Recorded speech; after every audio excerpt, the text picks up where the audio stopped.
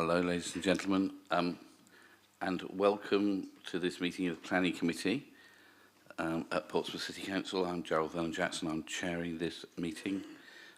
Just to go through the normal procedural stuff, there's no fire alarm expected, so if it happens, it's real. And please meet out by Queen Victoria's statue in the square. And if you've signed in with the Guildhall, please sign out as well so they don't come looking for you. This meeting's been live streamed, as all our meetings are, and anybody who's coming to speak to us with a microphone, they will be on live stream as well, so that people can see what is going on. And you're allowed to record this meeting if you're a member of the public, if you wish to, or take photos, you're more than welcome. Using the microphone, please push the button, and that will turn it on. Colleagues, when we vote, can we just be clear and put our hands up in an obvious way? Just for people who've not been to this planning committee before, we do things in a particular order. So the first thing when we come to each planning application is that the officers present their report. Then we have people who want to come and speak as members of the public and councillors who are not members of the committee. And then the last two bits where members of the committee ask questions about an application, and then when we're going to come to a conclusion, make comments about it, and there's a proposal of what to do. That bit of the meeting is for members of the planning committee only. So that's what we do, and we have to inevitably keep note that our decisions have to be in line with the government's national planning policy framework, and if they're not, any developer has the right to appeal. And I think David is going to walk us through some of the appeals which have happened recently, so that we're able to understand what the view is of the government planning inspectors. Okay, so that's that. So in terms now of just introductions, I've introduced myself. Should we do the members of the committee first? Councillor Shah. Councillor Shah for Colchester and Wimmering. Thank you. Good morning, Chair. Chris Atwell, St Thomas Ward. Yeah. Good morning, Chairman. Councillor Hugh Mason, St Jude Ward. Councillor Peter Candlish, Eastern Craneswater Ward. In brackets, late. Councillor Richard Adair, Nelson Ward. Good morning, Chair. Matthew Cordy, member for Hillsing. Good morning, Councillor Derek Knoll for Cosham and Wimmering. Lovely. And there are two members who aren't able to be with us today, Mary Valerie and Judith Smythe. Okay, so then let's just go around the room and other people. Ed? Chairman, thank you. Edward Chapman-Saleton. I'm here to present the item on the South Sea Defence Scheme, first item on the agenda, after which I will then leave the meeting. Thank you. Okay. Morning, Chair. David Hodges, Head of Development Management.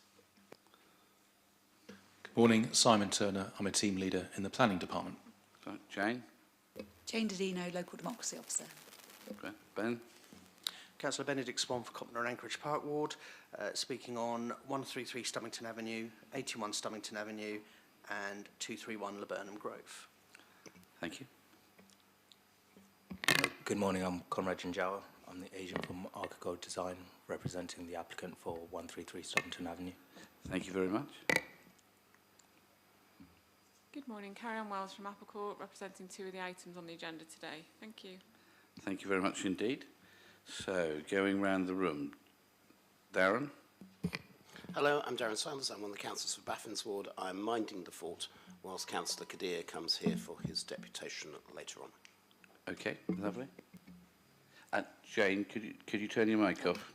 Thank you. Good morning, Juliette Gill, Principal Planning Solicitor for Portsmouth City Council. Lovely. Okay, I think we're going to be joined by people in a second. We'll come back to introduce people in a moment. So let's just go through the rest of the agenda. We've had apologies from Judith Smythe and from and Mary Valerie, but we don't have any subs for people, have we? No, okay. Matthew?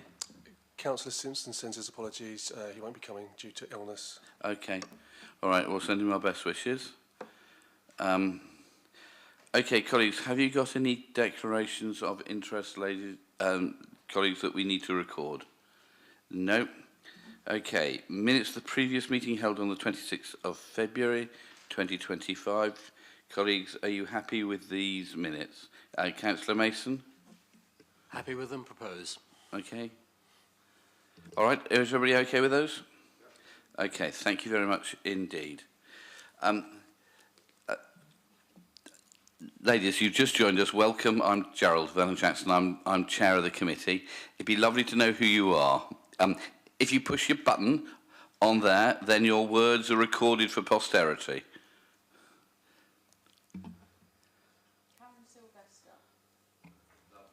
Lovely. And you're here on 133 Stubbington Avenue? I am. Lovely. Thank you very much indeed.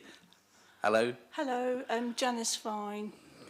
Apologies for being late. We were in the wrong building. Don't worry. It's all right. Councillor Dent, welcome. Welcome, Gerald. Okay. Okay, so we've got the agenda. I'm going to run through the agenda in the order that we've got them on. So if it's okay, we're going to go first. Oh, actually, David, do you want to do some stuff about the appeals first? Yes, I can do, Chair. Would you mind? No, that's absolutely fine. We'll just need to swap over our presentation. It should be if you just if you hover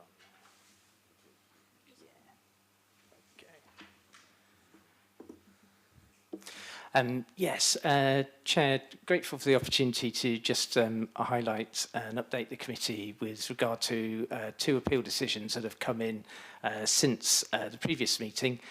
These are both decisions on applications which were refused by the Planning Committee for schemes involving housing multiple occupations, HMOs.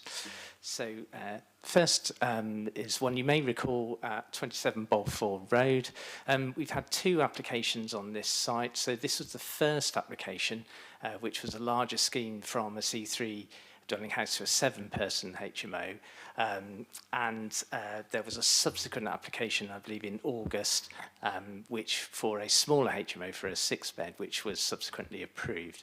The applicant exercised their right to appeal the refusal of the first scheme for the larger HMO, and the substantive reason there is reason 1 there. So it was about the communal kitchen dining space, failing to provide a good standard living environment for the future residents. And then there was a second reason, which was our usual reason about the habitats mitigation, which they secured with a suitable payment. So the appeal principally considered the issue of reason number 1 there, which is about the living space. So, so just on the right-hand side, you've got the plan of that living space. You can see that there was entrance through a sort of corridor at the bottom on the ground floor, and then into a combined kitchen dining area. So just taking some quotes from the inspector's decision,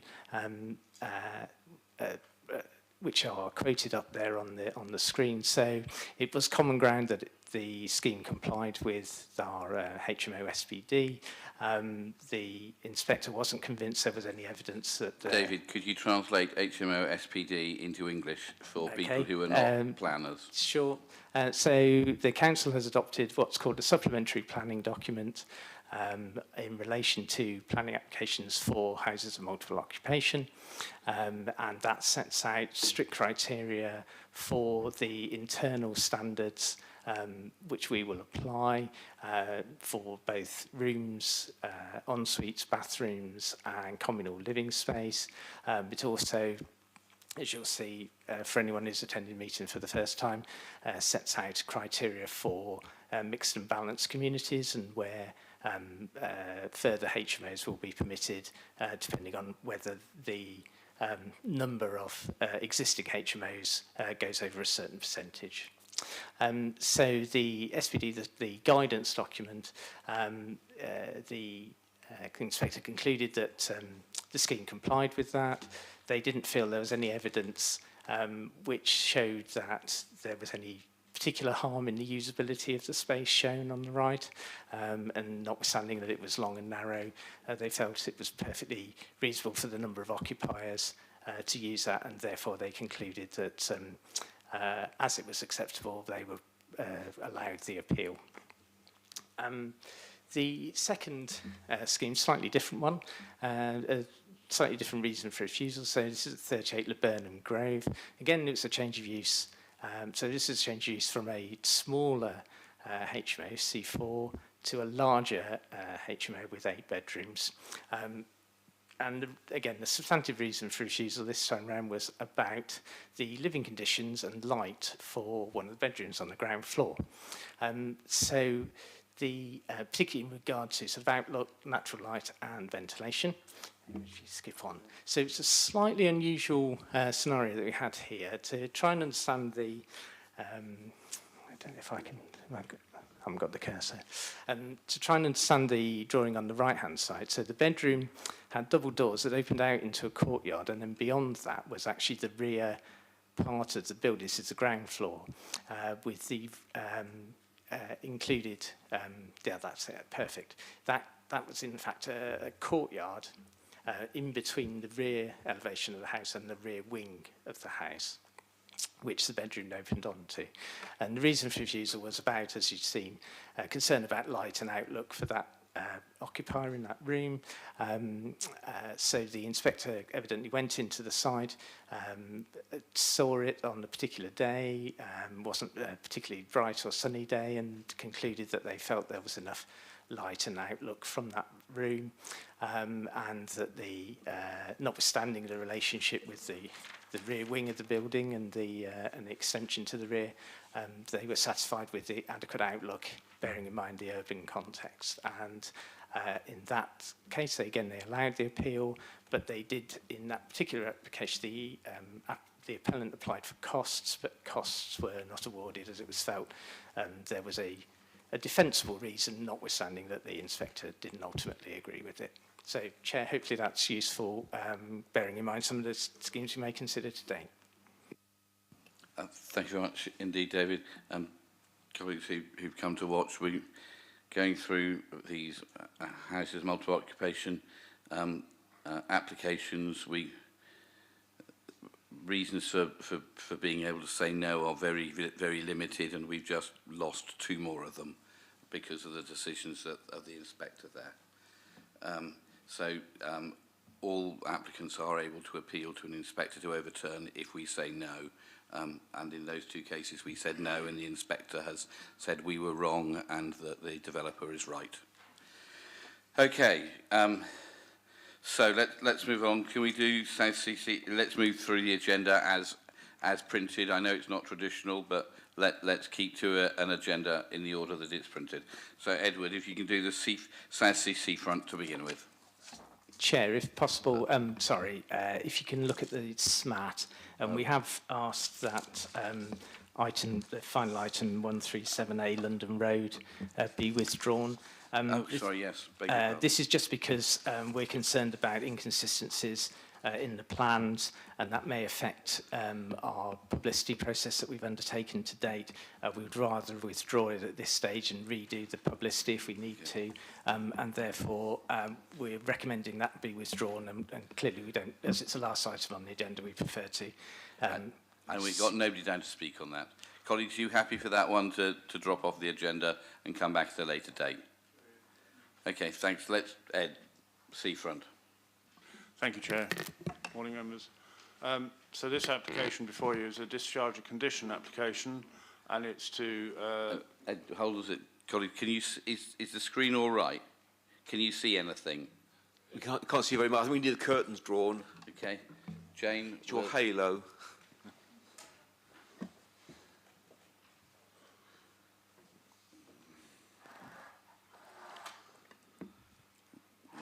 We will keep the sunshine out. Tell us when it's okay. The subsequent slides do have better text on them, I have to say. So.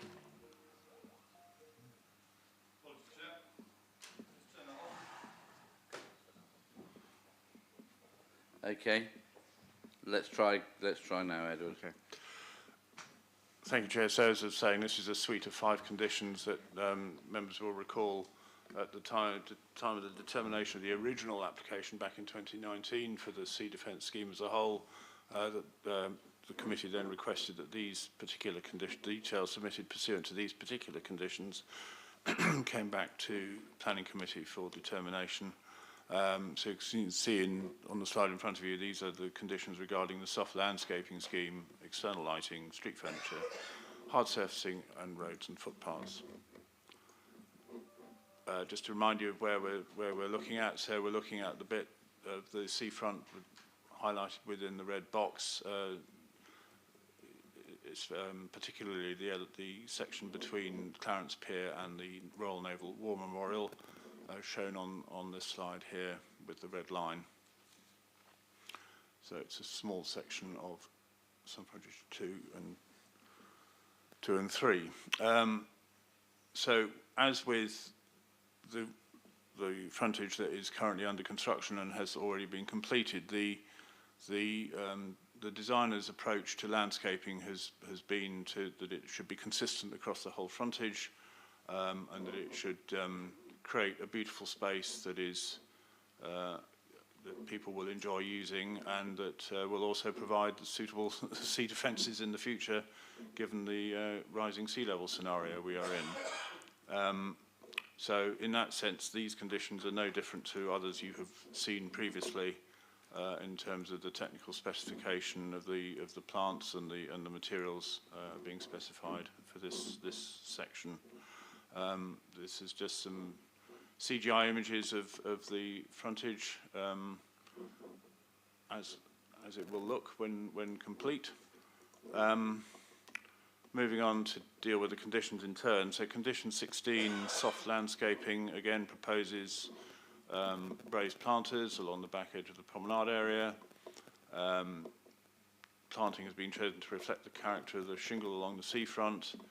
The species chosen will be suitable for the marine environment which they will find themselves in, and will also provide a palette of colour for all year round interest. In response to public feedback and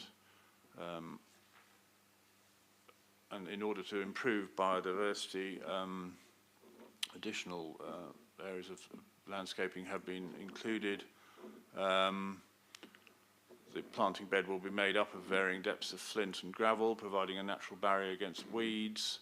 The 3 distinct species habitats: evergreen, seasonal and annual wildflowers, as I say, to provide year-round variety and interest. Seasonal plants are a mixture of those existing on local beaches,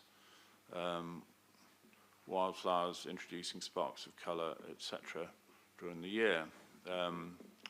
This slide just indicates some of the particular plants that will be used in the scheme. I'm not a plantsman, so please don't ask any technical botanical questions. But suffice to say that the scheme has been, we did consult the council's landscape architect on this condition, and he was happy with the proposal and raised no objection. So moving on to condition 21, external lighting.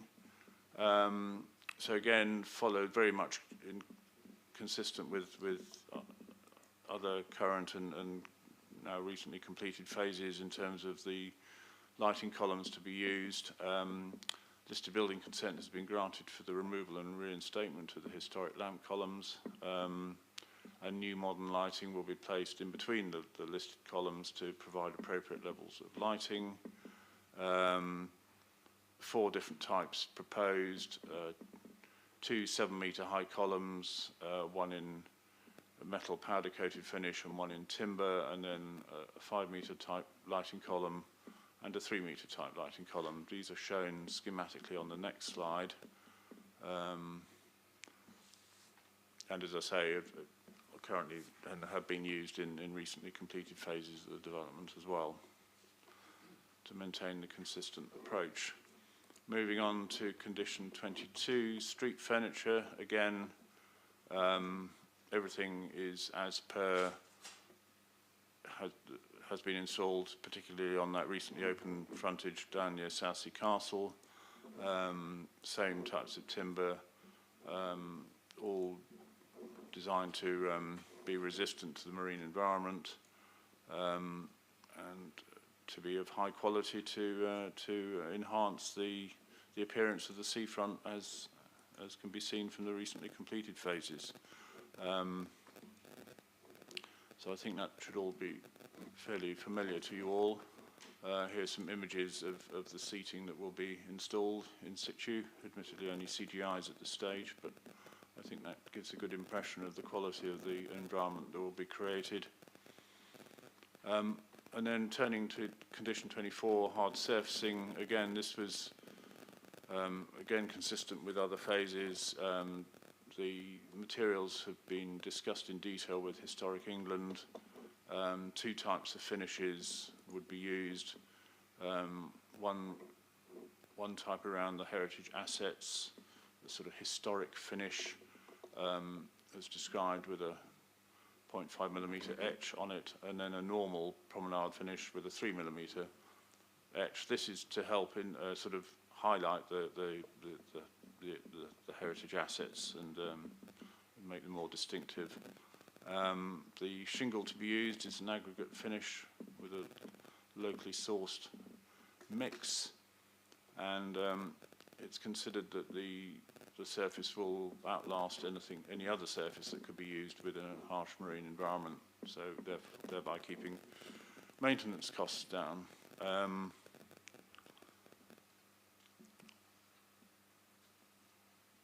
So yes, so the promenade finish will be either the historic or the normal finish as I've described.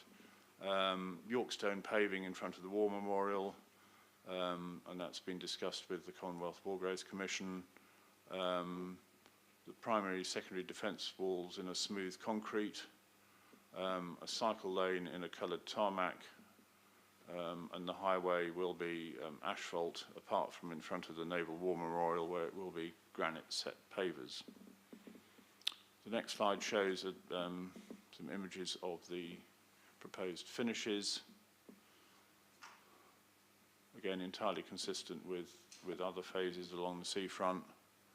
And then this next slide is for the Southsea aggregate mix and how it's trying to demonstrate how it resembles a typical beach shingle material. Then moving on to condition 26, the last one for your consideration, roads and footpaths. So this is again, this will comprise, as per the application that you saw back in December, a one-way westbound traffic carriageway, 4.2 metres wide, reducing to 3.2 in front of the War Memorial, a mixture of echelon and parallel parking, a 3-metre two-way cycleway with a buffer strip, and construction of this section is expected to take place in mid-October, well, is already underway, in part to the end of July to mid-late July next year. So those are the conditions that require committee approval. In addition, as part of this application, are the following conditions: phasing, archaeology, earth-bund design, secondary defences, and scale of rock, etc., that are delegated to officers, as in previous phases, and it is anticipated that a combined decision notice, subject to your decision today, will be issued in due course. Thank you. Thank you very much indeed, Ed. Okay, we don't have any deputations? No deputations or supplementary matters, Chair, no. Okay, colleagues, any questions on this? Councillor Mason. I have two questions. One, we are having a mixture of contemporary, that is contemporary to us, and historic lamp standards. That could be messy. Could you say a little about how they will be located to minimise any messiness in the location? And secondly, you mentioned a buffer strip. Will this be a raised buffer strip, or will it just be a marking on the road? Your second question first, Councillor, if I may. It will be a raised buffer strip to enable segregation. With regard to the lighting, they will... let's see if I have that information with me.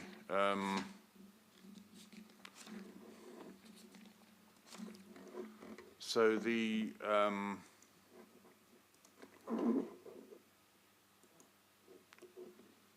information I have is that the 5 metre timber columns feature along the promenade in front of the Naval War Memorial. The 7 metre metal stick columns, let me go back to the slide so you can see what I'm talking about.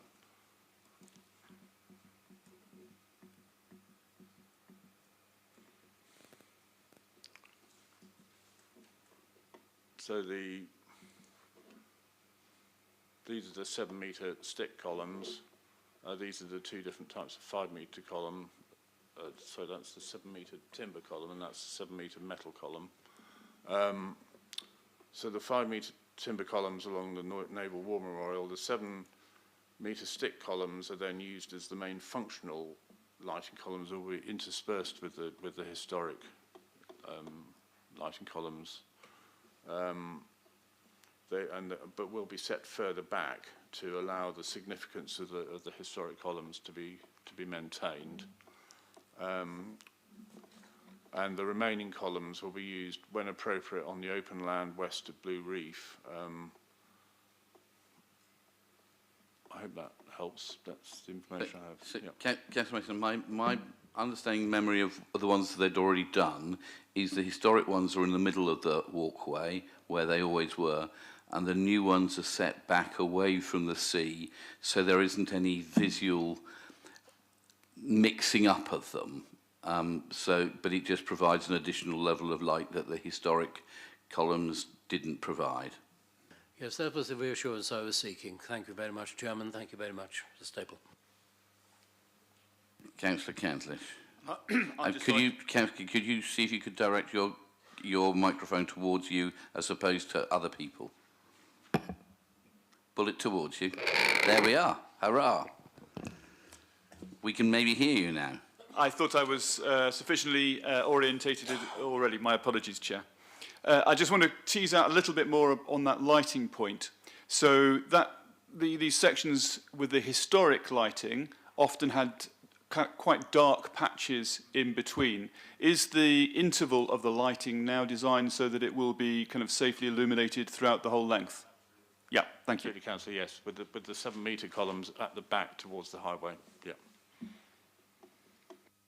Okay, colleagues, any other questions? No? Okay, in terms of comments, I'm happy to propose the officer recommendation that we give planning permission for these. Oh, sorry, Councillor Atwell. Please do finish your comment. Did you want to ask a question? It's a comment. Okay, so I'm happy to propose the officer's recommendation that we grant planning permission. Councillor Atwell and then Councillor Adair. No, just two very quick things. One, I think it is useful that these things come back here for us to have a look at. And secondly, I just want to assure Councillor Mason that this application is not part of an expansionist policy on the part of St Thomas Ward. The application is in St Jude Ward. Officers might want to. Can I just make a general comment? Over the weekend, myself and Councillor Hunt had the occasion to go to the area of the seafront by the Bryony, and we took the occasion to walk up and down the seafront, and we were both absolutely bowled over by the quality of the architecture, the quality of the materials, and the overall look, and the sympathetic planting, everything. I think it looks absolutely fantastic. And if anybody visited this city, I would very, very happily take them along the seafront and be very proud of what I could show them. Thank you, that's good. No, I've had lots of positive comments about it. Anyway, colleagues, are there any other proposals? No? Okay, can I see those in favour of granting planning? Oh, seconded was Councillor Candlish. So, can I see those in favour? Please show. Okay, that's unanimous. Thank you. Okay, let's now move on to 133 Stubbington Avenue.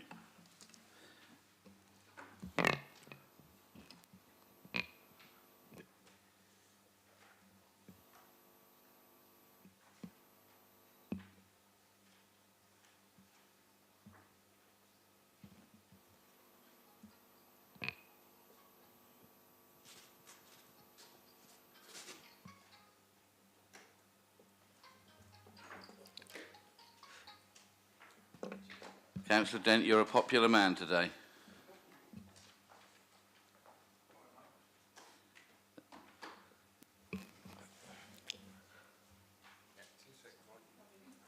So Matthew, Councillor Dent, is this your bookie?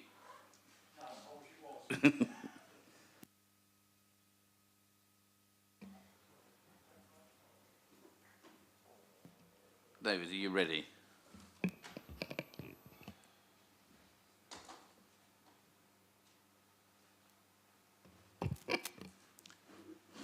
Thank you, Chairman. So we have an application at 133 Stubbington Avenue for the change of use from a dwelling house, Class C3, to an 8-bedroom, 8-person house of multiple occupation, HMO. The application has come to the committee excuse me, due to the number of neighbour objections and to call in requests from Councillor Swan and Councillor Dent.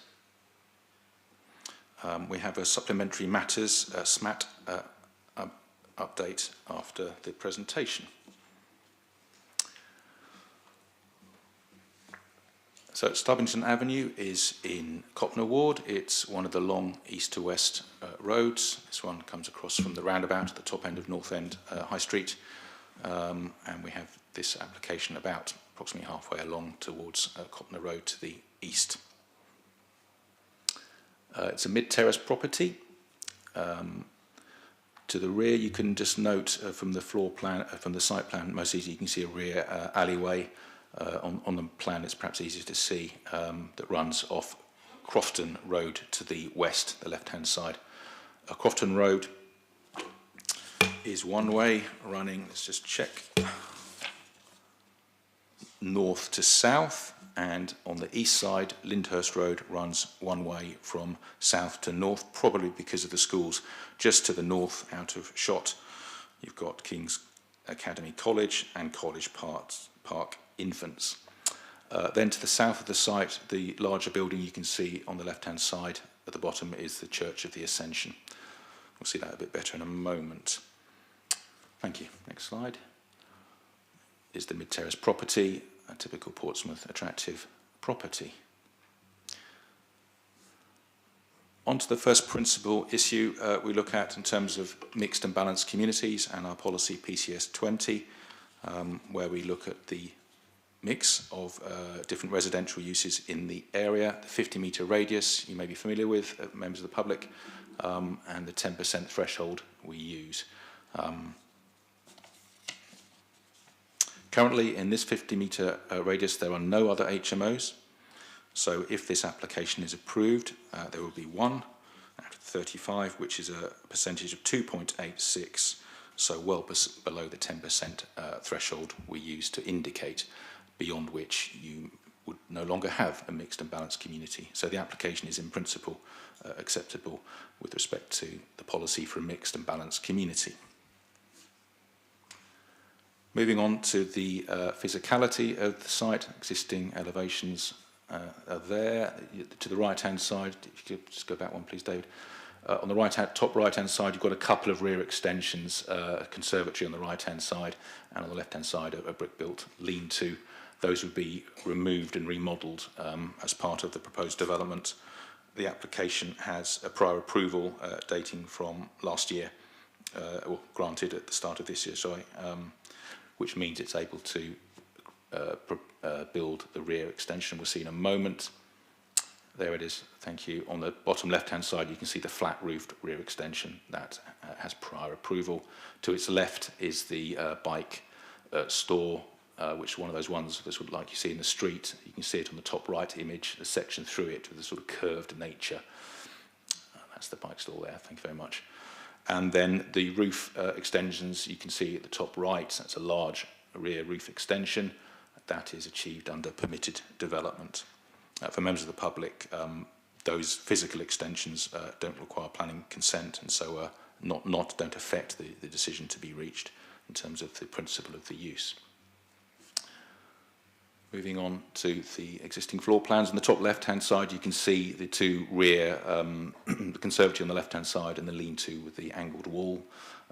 So those are the elements that are being removed and remodelled. If we move on to the next plan, thank you very much. Bedroom 6 is the prior approval flat roofed extension at the rear. But if we start at the front door, you come in, bedroom 8 is on your left-hand side with an ensuite. Bedroom 7 with an ensuite, and then moving into the combined kitchen dining area, which is 28.63 square metres, exceeding the 22.5 minimum indicative. That's just size alone. Then in respect of light and overall configuration and layout, officers are happy this will provide a suitable communal space, combined with all the bedrooms, which are all well above the 10 square metres required, some of them some way beyond at 13 and 15. Going upstairs, you can see 3 bedrooms. Bedroom 4 has an off-suite in the front corner, and the other 2 have their own en-suites. And in the roof, 2 more bedrooms. As I said, these all comply with standards, and officers feel they have a good standard of light and outlook, as well as all the sanitary arrangements in terms of en-suites and so on. So officers are satisfied the proposed occupiers would have a good standard of amenity there. Just a few photographs, and thank you, David. That's the section showing the rear extension and the rear roof extension in section. And then we've got some photographs of existing property. The living room, top left, the dining room at the rear, top right, looking out in towards the garden through the conservatory. The hallway, bottom left, looking towards the front door. The breakfast room at the rear. And some more photographs. The front yard there, space for the bins. The kitchen to the rear that we remodelled and extended, and then up into the bedrooms and so on. Other conservatory, bottom right, which will be removed. And some more photographs of upstairs, I think, mostly. In terms of, there's another matter, the trees, thank you, David. So the top left-hand photograph is looking back at the application property. You can see a tree on the right-hand side. I'm not sure if those leaves are the tree or the leaves of the ivy sort of strangling it, but clearly that's a tree in some difficulty. And the top right is a larger tree. We think either a Leylandii or a Lawson cypress. We've checked with the tree officer. He certainly would not insist upon its retention because of its size, poor form. It's, you know, some neighbours might like it, others may be glad to see the back of it in terms of dominance to back gardens and so on. But there's no reason in arboricultural terms or street scene terms to keep it. Also, they don't have great ecology compared to other trees. So that one would come out. I think that's it in terms of the presentation for you. In terms of the supplementary matters, which is the SMAT report, the first matter, following the publication of the committee report, Councillor Swan has submitted an objection raising the following point. The parking along Stubbington Avenue will be impacted by the proposed development at the corner of Copner Road and Stubbington Avenue, that's to the east. This HMO application should therefore be put on hold until the other scheme is being considered. So Councillor Swan, like many residents, has a concern about parking. The officer response is that the proposed development, which is for 25 flats at the far eastern end of Copner Road, the builder's yard, is 440 metres away to the east. It's not considered, if approved, that it would have a material impact on parking over such distance. So officers don't feel there was a reason to defer the decision. I don't mean to steal your thunder, Councillor Swan. You may wish to return to the point. Otherwise, we had, just for completeness, a minor error on the block plan, which has been corrected. You've already seen the corrected block plan. Members will see the large number of objections on a large number of points which are set out in the report. I've dealt with the 2 principal matters of community balance and the occupiers' amenities, and we've dealt with the other matters further in the report. Thank you, Chairman. Thank you very much indeed, Simon. Okay, so let's come to people who come to talk to us. Colleagues, you've each got 6 minutes, and I'll keep a stopwatch on my phone just to make sure we keep people on time. So we've got Ms Karen Sylvester, Mrs Janice Vine, Councillor Raymond Dent, Councillor Ben Swan, and all of whom are objecting, and then the agent Mr. Conrad Janwara. So we're going to go through you in order. So, Ms. Sylvester, the floor is yours. Welcome. Good morning. I bought Stubbington Avenue, the adjoining house to the proposed 8-bedroom HMO, which is located next to my property 19 years ago as a forever family home. I've raised my 2 sons here and I now have 4 grandchildren who often stay over at the weekends. I strongly oppose this proposal. I strongly agree with the objections, the 25 already objections presented online. I asked the Planning Committee today to consider these points. Why should I have to worry about my safety and my grandchildren's safety and privacy in my back garden? I am now filled with anxiety over the thought of not knowing who will be my new neighbours and their backgrounds. With the proposed loft conversion, this would mean there would be extra windows looking into my back garden. This is a complete invasion of my privacy. I've worked hard to be able to do up my home, and I'm now living in fear that this could be destroyed with the proposed works, cutting into party walls and adding an extension into the garden, which will entail digging footings and strengthening the ground. The proposed extension was originally going to be a snug, which I was informed on a previous planning application. I didn't oppose to this as I thought a family were buying the property and were proposing to have an open planned living area. Surely the original application, which permission was given on, should stand and be used as a snug instead of bedroom 6. I am also concerned that a 8-bed HMO could potentially have 16 occupants if partners were to move in. Who will be monitoring this? I am also concerned about my security when the back alleyway will be used, as there is a bike storage unit being installed in the garden. This alleyway currently services 14 properties. This could potentially be a security risk with unwanted or unknown people having access to our gardens and our houses. The current access gate is rarely used or opened. Can you please confirm what is happening with the trees and the bushes in the garden which are not shown on the floor plans? North End is a densely overpopulated area with most homes owning 2 or more cars. Stubbington Avenue already has a massive problem with cars, vans and minibuses using the road to park, with the owners cannot find anywhere to park in their own roads. If I go out in the evening, I find myself driving around the streets looking for somewhere to park. There are 2 schools close by to Stubbington Avenue, which cause a lot of congestion in the morning and after school. The teachers park their cars in the road whilst they are working in the school. This is often from 7:30 a.m. to 5 p.m. There could potentially be another 8 cars added to the already overpopulated area. There is a church opposite the proposed HMO, and on a weekend the churchgoers are often parked on the yellow lines. The only people benefiting from this will be the owner and Portsmouth City Council issuing parking fines. Committee members, I do hope you reject this application today based on the fact that it's an overdevelopment. It is a strain on local services and you're destroying another family home. If you do decide to approve the application, can you please check all the measurements of the room sizes comply with the law? Thank you. Thank you very much indeed. Mrs. Janice Fine. Hello, my name is Janice Fine and I live next door to the proposed development 133. The way this proposal has been handled feels misleading and dishonest. The first letter I received was the 12th of December from Portsmouth City Council, simply stating that the owner of 133 had submitted notification to the council for construction of a single-storey rear extension. That seemed fine. Many people build extensions and I had no concerns. But then just 8 weeks later, I received a second letter, change of use from a family house to an 8-bedroom HMO. This was a complete shock. Just this week, on Monday, I had by chance found out that I wasn't even on the list to speak today, yet I did ring prior and adding my objection and was told to write on there that I would like to speak and I would be added. This has made me deeply worried. Was my objection even read?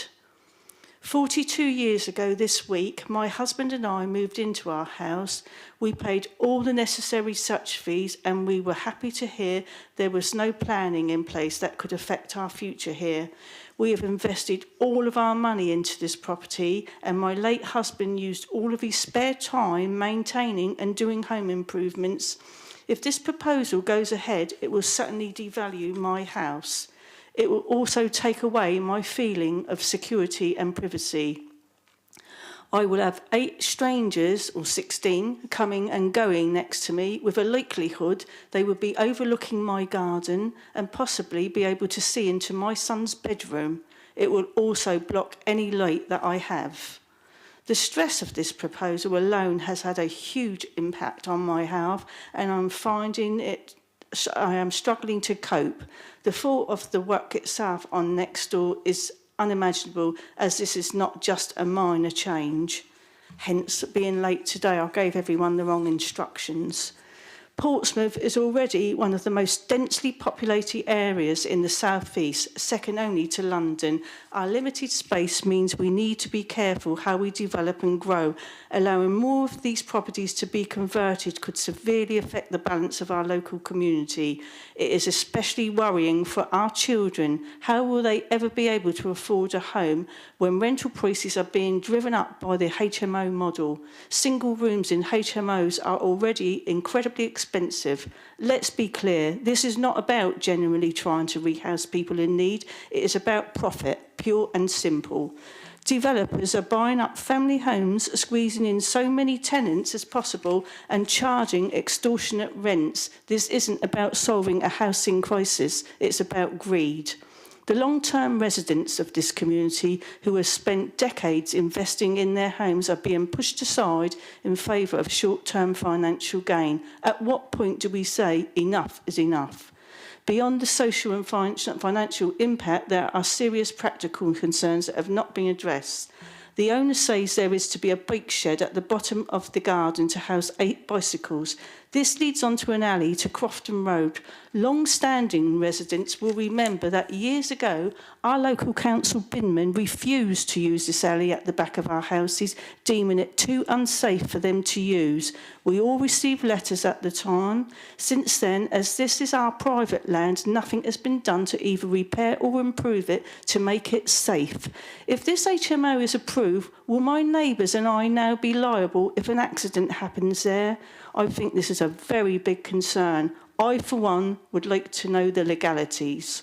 The developers have also neglected to mention there are trees. I know you've covered this today now, but why was that not ticked on the box when the planning was going ahead? How can such a critical detail be overlooked? I urge the Council to consider the long-term consequences of allowing this conversion and to protect the stability of our area. Please do not let this HMO proceed. It is crucial to maintain the integrity of our community and make sure Portsmouth remains a place where families like mine can live, thrive and flourish.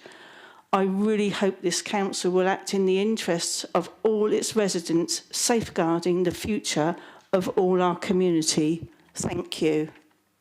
Thank you very much. Councillor Remondant. Thank you, Chair. First of all, I'd like to thank Karen and Janice for coming along today.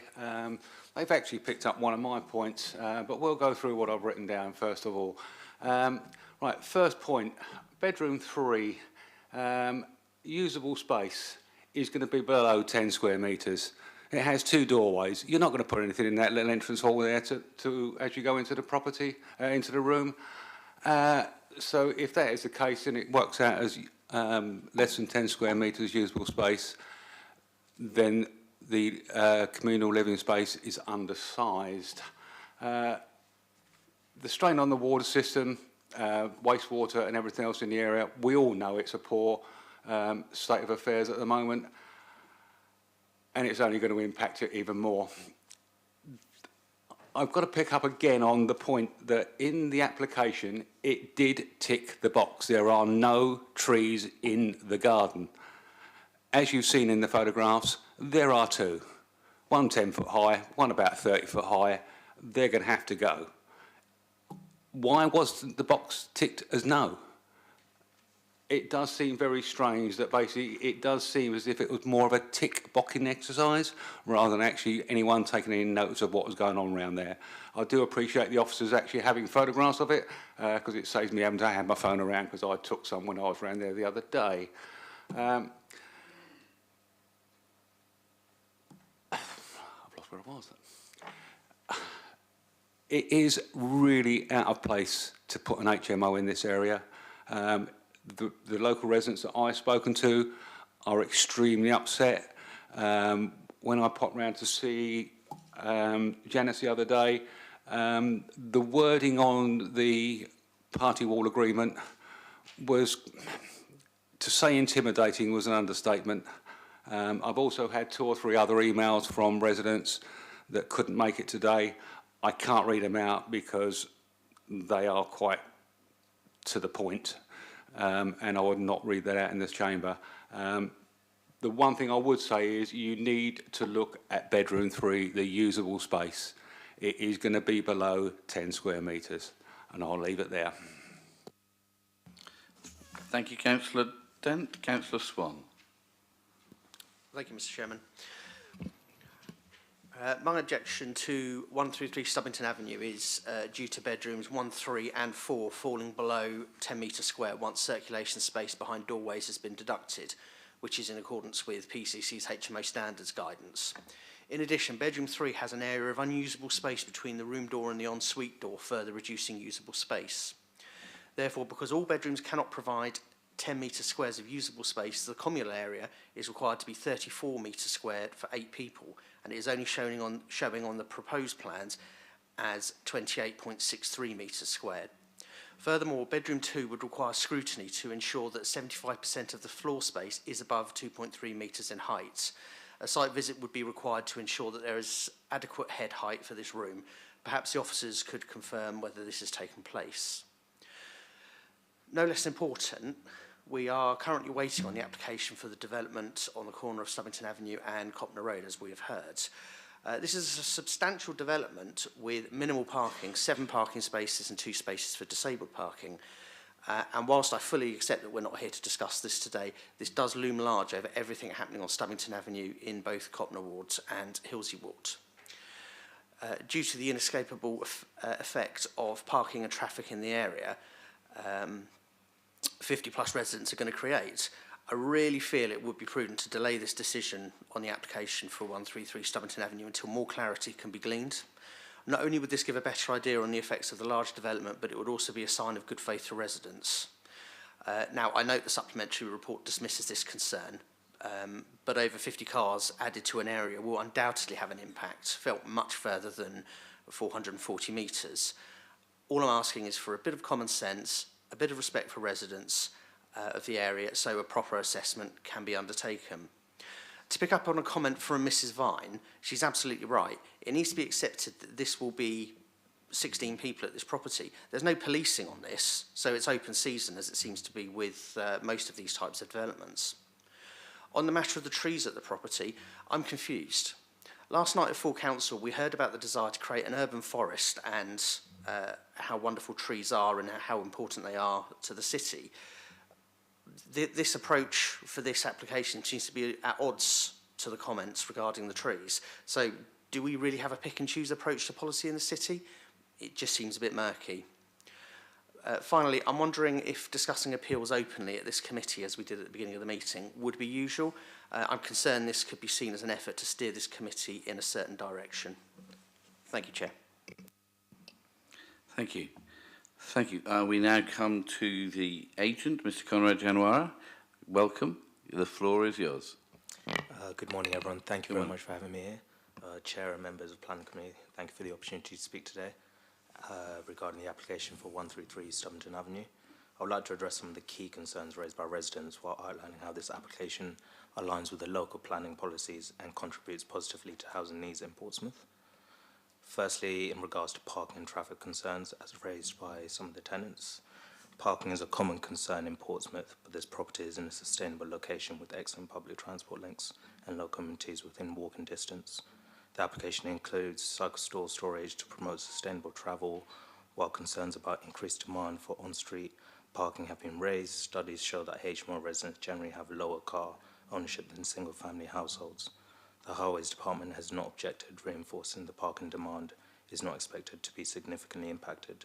Additionally, the officer's report confirms that the site is well served by public transport, further supporting the sustainability of this location.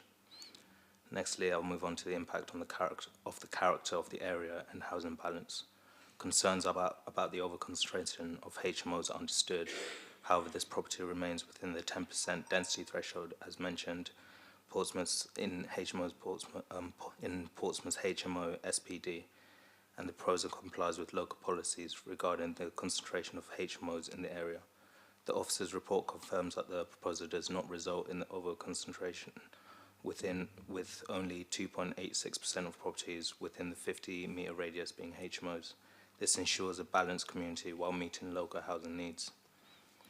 In regards to noise and antisocial behaviour, some objections cite concerns over the noise and antisocial behaviour. However, HMOs are subject to licensing and management requirements that help regulate tenant behaviour. The property will be professionally managed and soundproofing measures ensure minimal disruption to neighbours. The officer's report also highlights that no substantial evidence exists to suggest an increase in antisocial behaviour, reinforcing the management and mitigation measures. In regards to many security concerns that the tenants may have, particularly regarding transient tenants, however, licensed HMOs are subject to strict regulations to ensure safety. This property will include secure entry systems to the rear to prevent unauthorised access, external lighting to enhance visibility and deter crime. No evidence suggests that well-managed HMOs contribute to increased crime rates or security issues. Nextly on the list will be daylighting and sunlight impact on neighbours. Some objections mention concerns about daylight and overshadowing. However, this application does not propose any significant external alterations that would impact sunlight levels for neighbouring properties. The building height remains unchanged, and no significant external changes will affect light to neighbouring properties. Lastly on the list will be waste management and infrastructure. Refuse and recycling storage meet Portsmouth City Council's standards, ensuring waste is managed efficiently. The officer's reports confirms that the storage remains unchanged and no statutory constituencies have raised concerns. Southern Water is responsible for maintaining sewer capacity and no objections have been raised regarding drainage. The increase in occupancy to 8 individuals is comparable to a large home and does not significantly increase the demand for drainage systems. To conclude this application complies with all relevant local and national planning policies. It provides much needed housing while maintaining high living standards and mitigating potential impacts. The concerns raised, while understood, do not provide material planning reasons to refuse the application. The officer's report supports the application, confirming that it complies with the necessary policies and does not adversely impact the local community. I respectfully request that the communities approve this application per the officer's recommendation. Thank you very much for your time. Thank you very much indeed. Okay, a whole series of questions there, Simon, that I think people will want some responses over. So if I can just run through some of the questions that people have raised. The overlooking into the garden, is that something that we can look at as a reason for refusing planning permission? Simon? It is not, Councillor, because I think it was the loft extension that was referred to in that sense. As I said, that's partly why I said it earlier on, that loft extension is permitted development. It doesn't require planning permission, so the planning authority can't control it. For example, saying you can't have that window, it needs to be obscurely glazed. So the answer is, I'm afraid, no, we can't. Okay. So just to give the context to people who come along, governments of all varieties have decided that councils have said no to too many planning applications and have considerably weakened our ability. And they've been very pushy in terms of wanting more development and have viewed councils as obstructing that.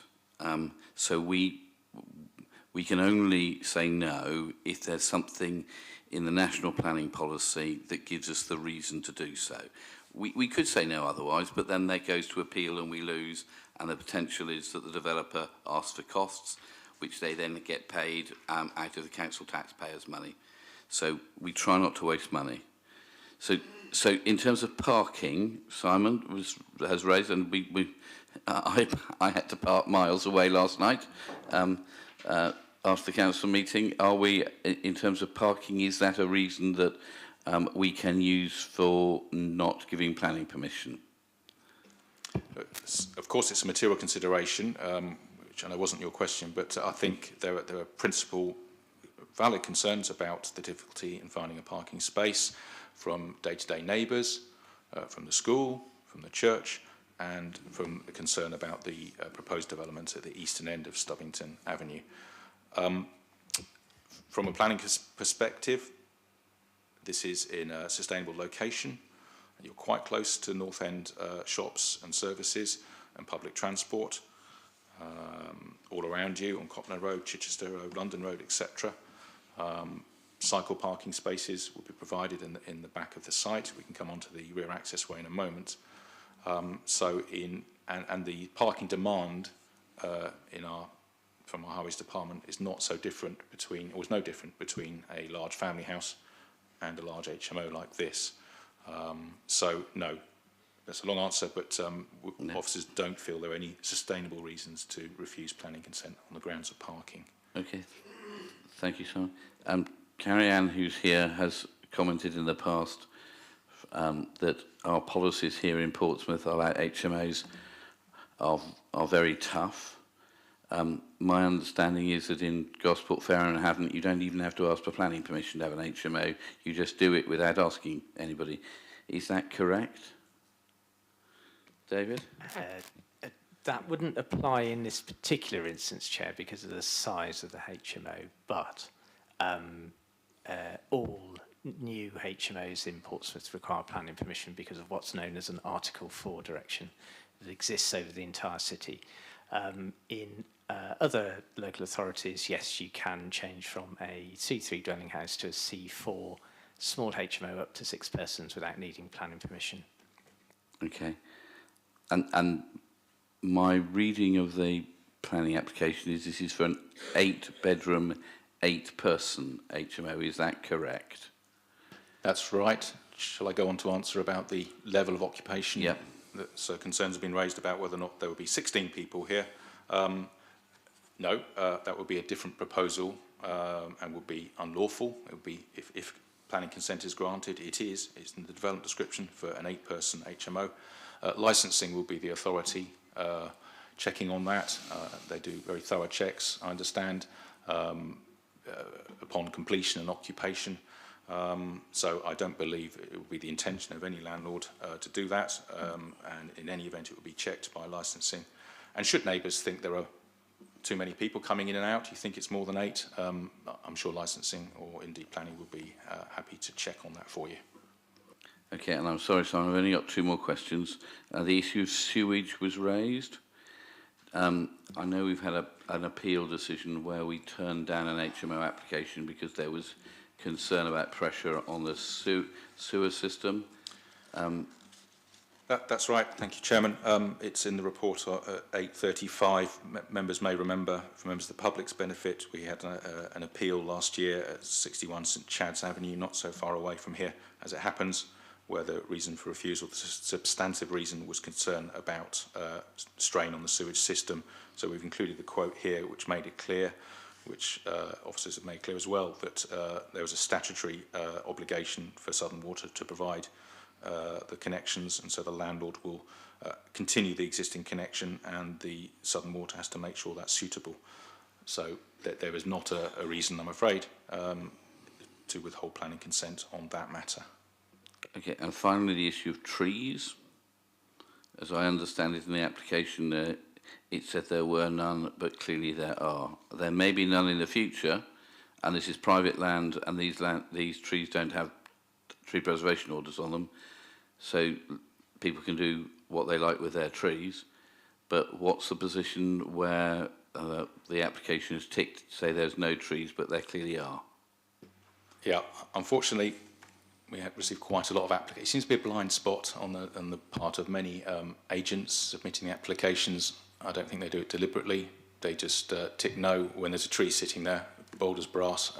It doesn't stop the neighbours or the local planning authority realising there is a tree and dealing with it. So although it's incorrect information, it doesn't change our assessment of the application. In the planning system, trees are not protected until they are. That's by a tree preservation order or being in a conservation area. This is neither. If we felt that tree was a fantastic oak, in good condition, suitable for its position with respect to neighbours, visible from the public realm, therefore of public benefit, these sorts of occasions, that's when a tree can be protected with the preservation order very quickly by the local planning authority to prevent its removal. And this instance, as I described earlier on, it's a tall, dense tree, doesn't offer great ecology, and really, as the tree officer said, it's the wrong tree in the wrong place in respect of its dominance for neighbours. So that's why we wouldn't seek to retain it, notwithstanding that trees provide some other benefits, of course. The wider question, Councillor Swan, thank you, about on the one hand allowing a tree to be removed, there's no option really in this instance. On the other hand, that's partly why councils will be trying to take the appropriate lead on providing tree planting where they can. And could I just take this opportunity, Janice Vine, to apologise. I do believe it was our oversight for not inviting you to make the deputation earlier, so I do apologise for that. Okay, that's the end of my questions. Colleagues, questions? Councillor Mason and then Councillor North. Coming to bedroom 3 on the first floor, on page 26, you say the size provided for guidance is 14 metres squared. I assume, and I want confirmation of this, that this is a misprint. But also I would like to know whether the 10.33 metres is the square area, or does it include any part of the entrance area to the room? Thank you, Councillor Mason. I noticed that as well. At the same time, thank you. Yes, so the 14 square metres put as the guidance should have been 10. As apologies, that's a typo, so thank you for clearing that up publicly.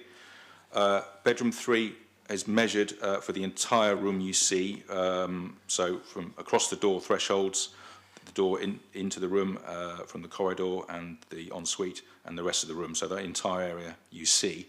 If I may go on, Chair, to answer the question about is it a suitable space. Comments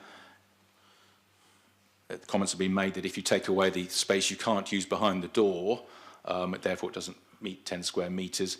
Well, every time you walk into a room, you open the door and you can't, inverted commas, use that space. Well, it's used for opening the door, gaining access into the room. So yeah, I don't think it's reasonable to say you've got to exclude that area from the amount measured. That's dealing with a standard. In any other assessment, it's officer's assessment anyway, that room is of adequate amenity and layout, and with a window there as well. So that's why officers are quite happy that it shouldn't be a reason for refusal. And just on that bedroom 3, my understanding is that the door is down the line of the wall between 3 and 4. It doesn't include the little bit of corridor as well, which is that correct? Simon? Correct. It'll be measured from the door threshold, not including that little exterior area, which is effectively part of the corridor outside bedroom 3. Okay. Councillor Mason, any more questions? Yes. One of the deputies raised the question of cutting into party walls. I see nothing on the plans about anything which would necessarily damage the party walls. Would this be a matter for planning, or would it be a matter for building control? Thank you, Councillor. It is indeed a matter for building control and the Party Wall Act. So just as a courtesy, if this development goes ahead, I would just encourage the applicants to speak to the agent and the applicant to work out things as best as possible to minimise disruption, to get everything done correctly. And if you're not satisfied there, of course, you can revert to building control and possibly the Party Wall Act to resolve any other issues you may have. Okay, Councillor North. My question has already been covered, thank you. No, I'm sorry. You nicked it. Any other questions? Oh, Councillor Cordy. Thank you, Chair. I know there's been some issues mentioned to do with sizing of the rooms, but my issue's with bedroom number 7. Last month we had the pleasure of visiting HMO. I know you were there, Chair, as well. And the bedroom that we actually looked at was exactly the same as bedroom number 7. In fact, it was a road, 1 or 2 roads up from this road, I believe. And what we found was the light penetration was abysmal. In fact, the lady that was living in that room didn't even know where the light switch was because she left it on all the time. I noticed from the plans that's not a full-length window there, and I'm just wondering if the officers are happy that enough light is coming into that bedroom.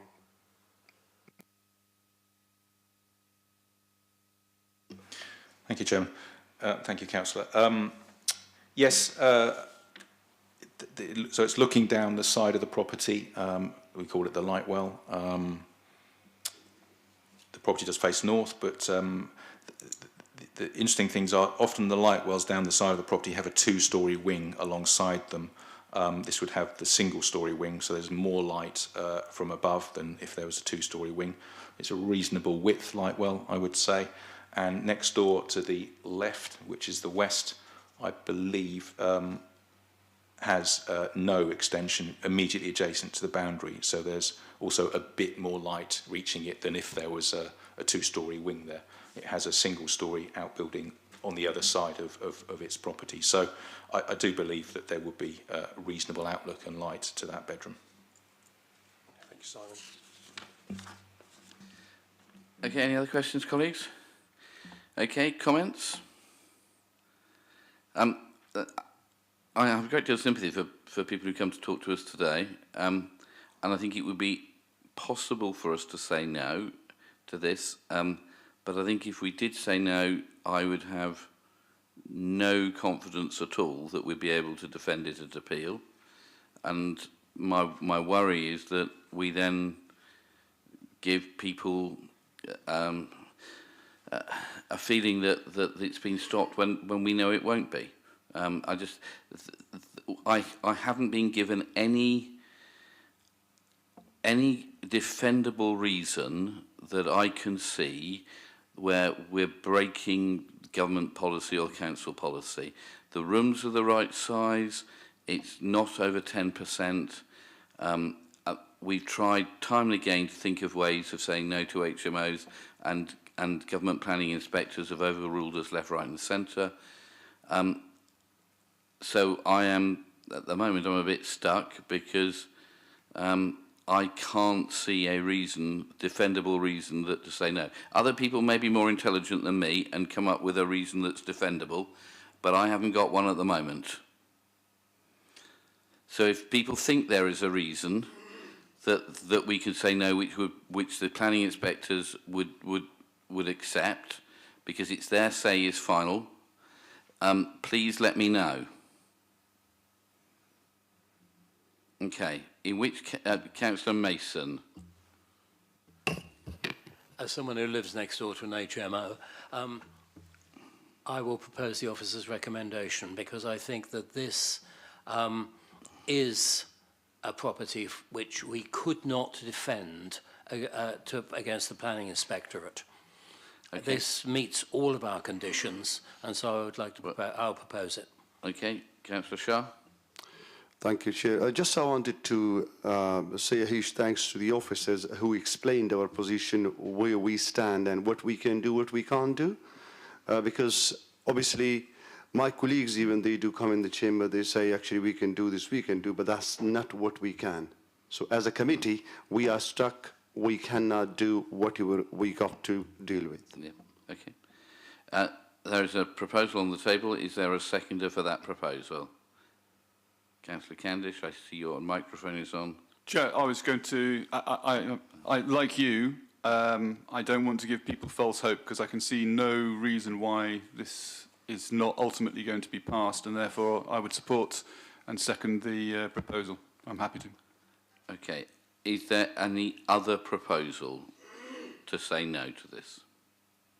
No. Okay, can I see those in favour of granting planning permission, please show. Those against, please show.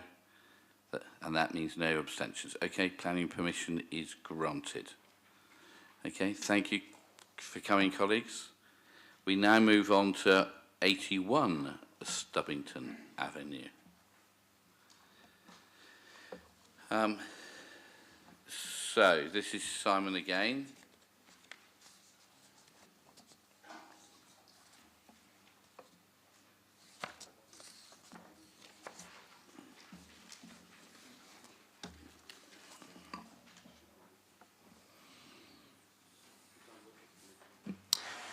Thank you, Chairman.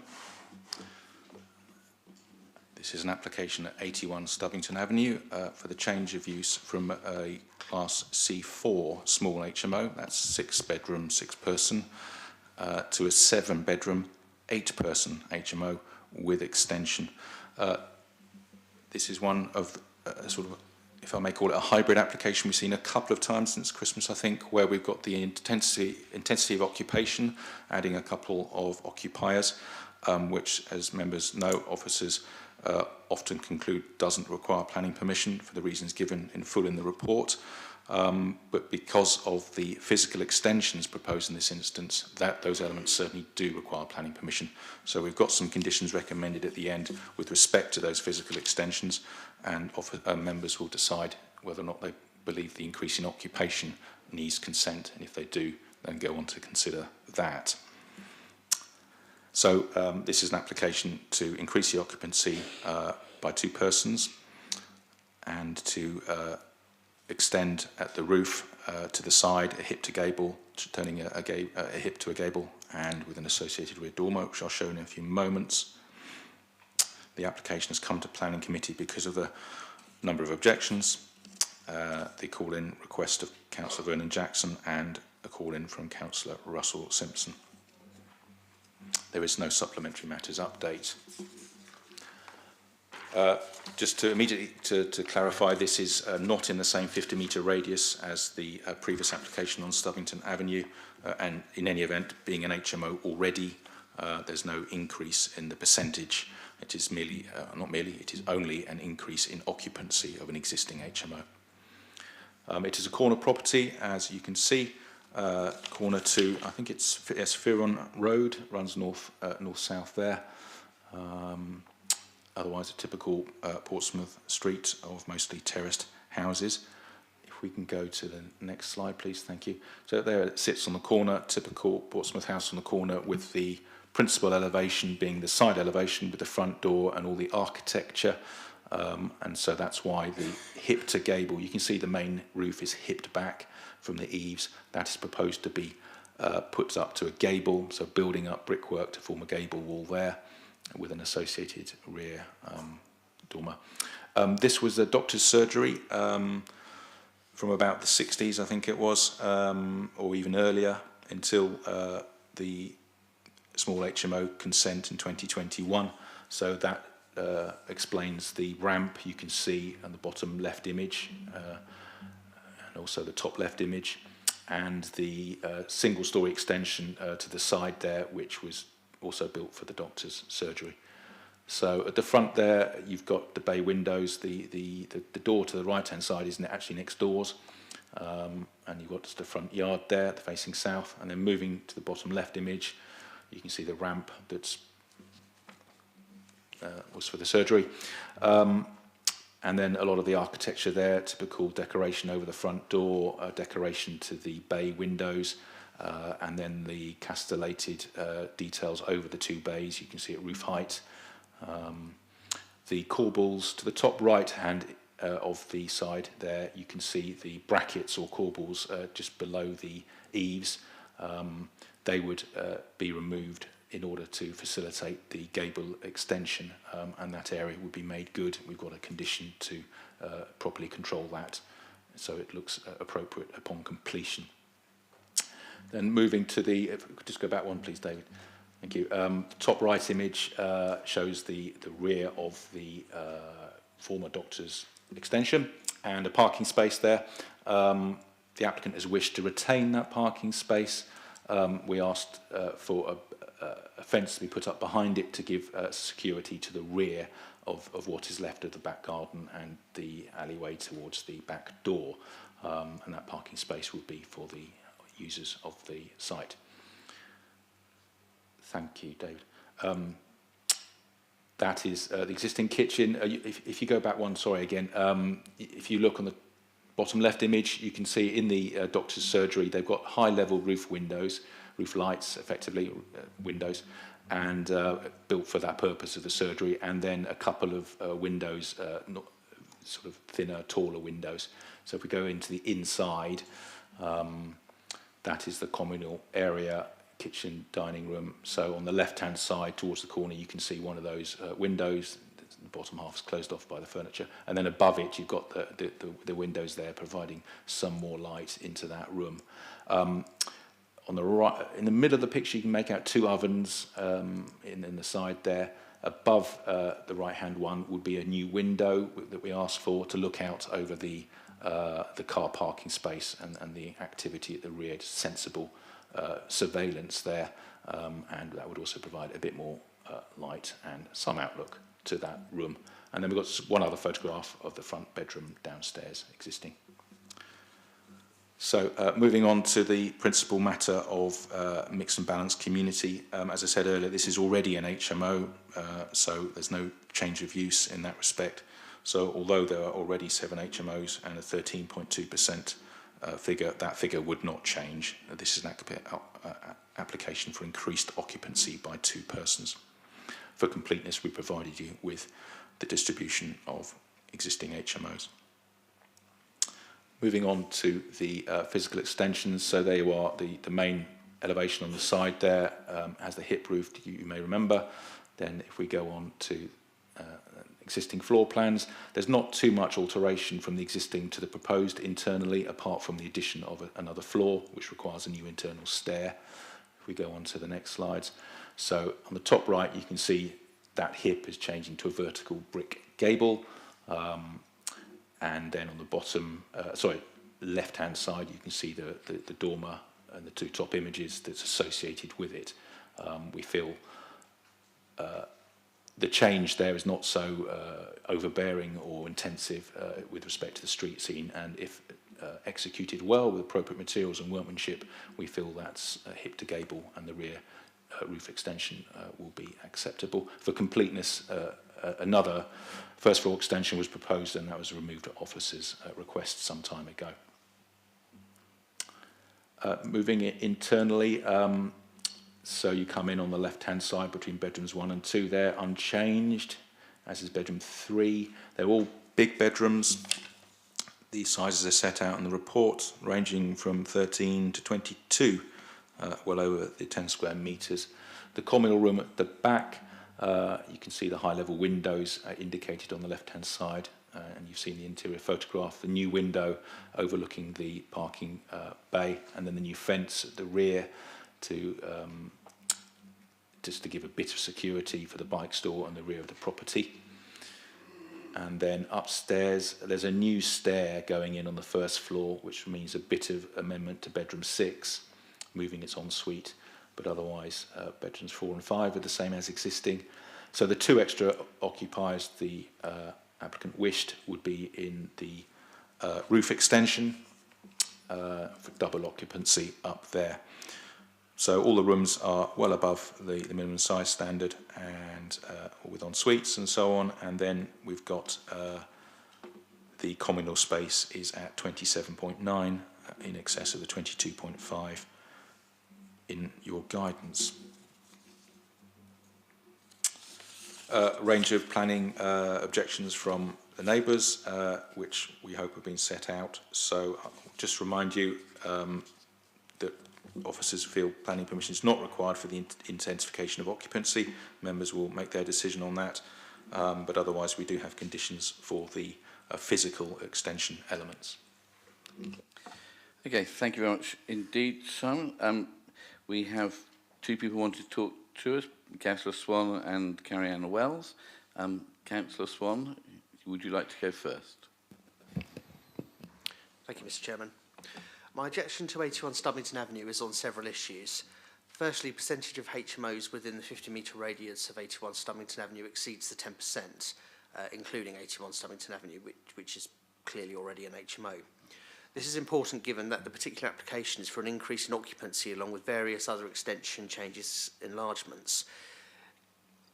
keeping to the 10% rule, but then allowing HMOs to be extended, may not strictly be against the policy, although I don't know why not, but it's certainly not in the spirit of the policy, and it just seems a bit underhanded, really. So the most important point I wanted to make was that this application clearly goes against the pre-submission PLP strategic policy, PLP 20, houses in multiple occupancy, paragraph 2, which states, in areas where concentrations of HMOs exceed the 10% threshold, development proposals that intensify the use of an existing HMO, namely change the use of a C4 or mixed C3, C4 use to a HMO in sui generis, or increase the occupation of an existing HMO, will only be permitted in exceptional circumstances. I fail to see what the exceptional circumstances are in this application, except for the we want an extra room. Well, that's not an exceptional circumstance. Without any definition, the exceptional circumstances statement within the new PLP is just open to exploitation and abuse. Within paragraph 8 of the officer assessment of the original application, the Highways Engineer report states, this proposal will increase the local parking demand, making it more inconvenient for local residents to find a place to park, with the consequent implications for residents' amenity, and will result in residents driving around the area, hunting for a parking space, with the consequent implications for air quality and pollution. In that light, refusal of this application could be justified on that basis. Well, since that report was produced, the situation hasn't gotten any better, and in fact, it's significantly worse. I know because I'm a resident of the area. And again, I return to the previous point, which is the addition of 50 plus residents on the corner of Stubbington Avenue and Copner Road will have an impact over a wider area of Copner, Hilsey and Baffin's Ward. I know it's at the opposite end of Stubbington Avenue, but it's an arterial road, and it's a recognised route through from Copner Road to London Road.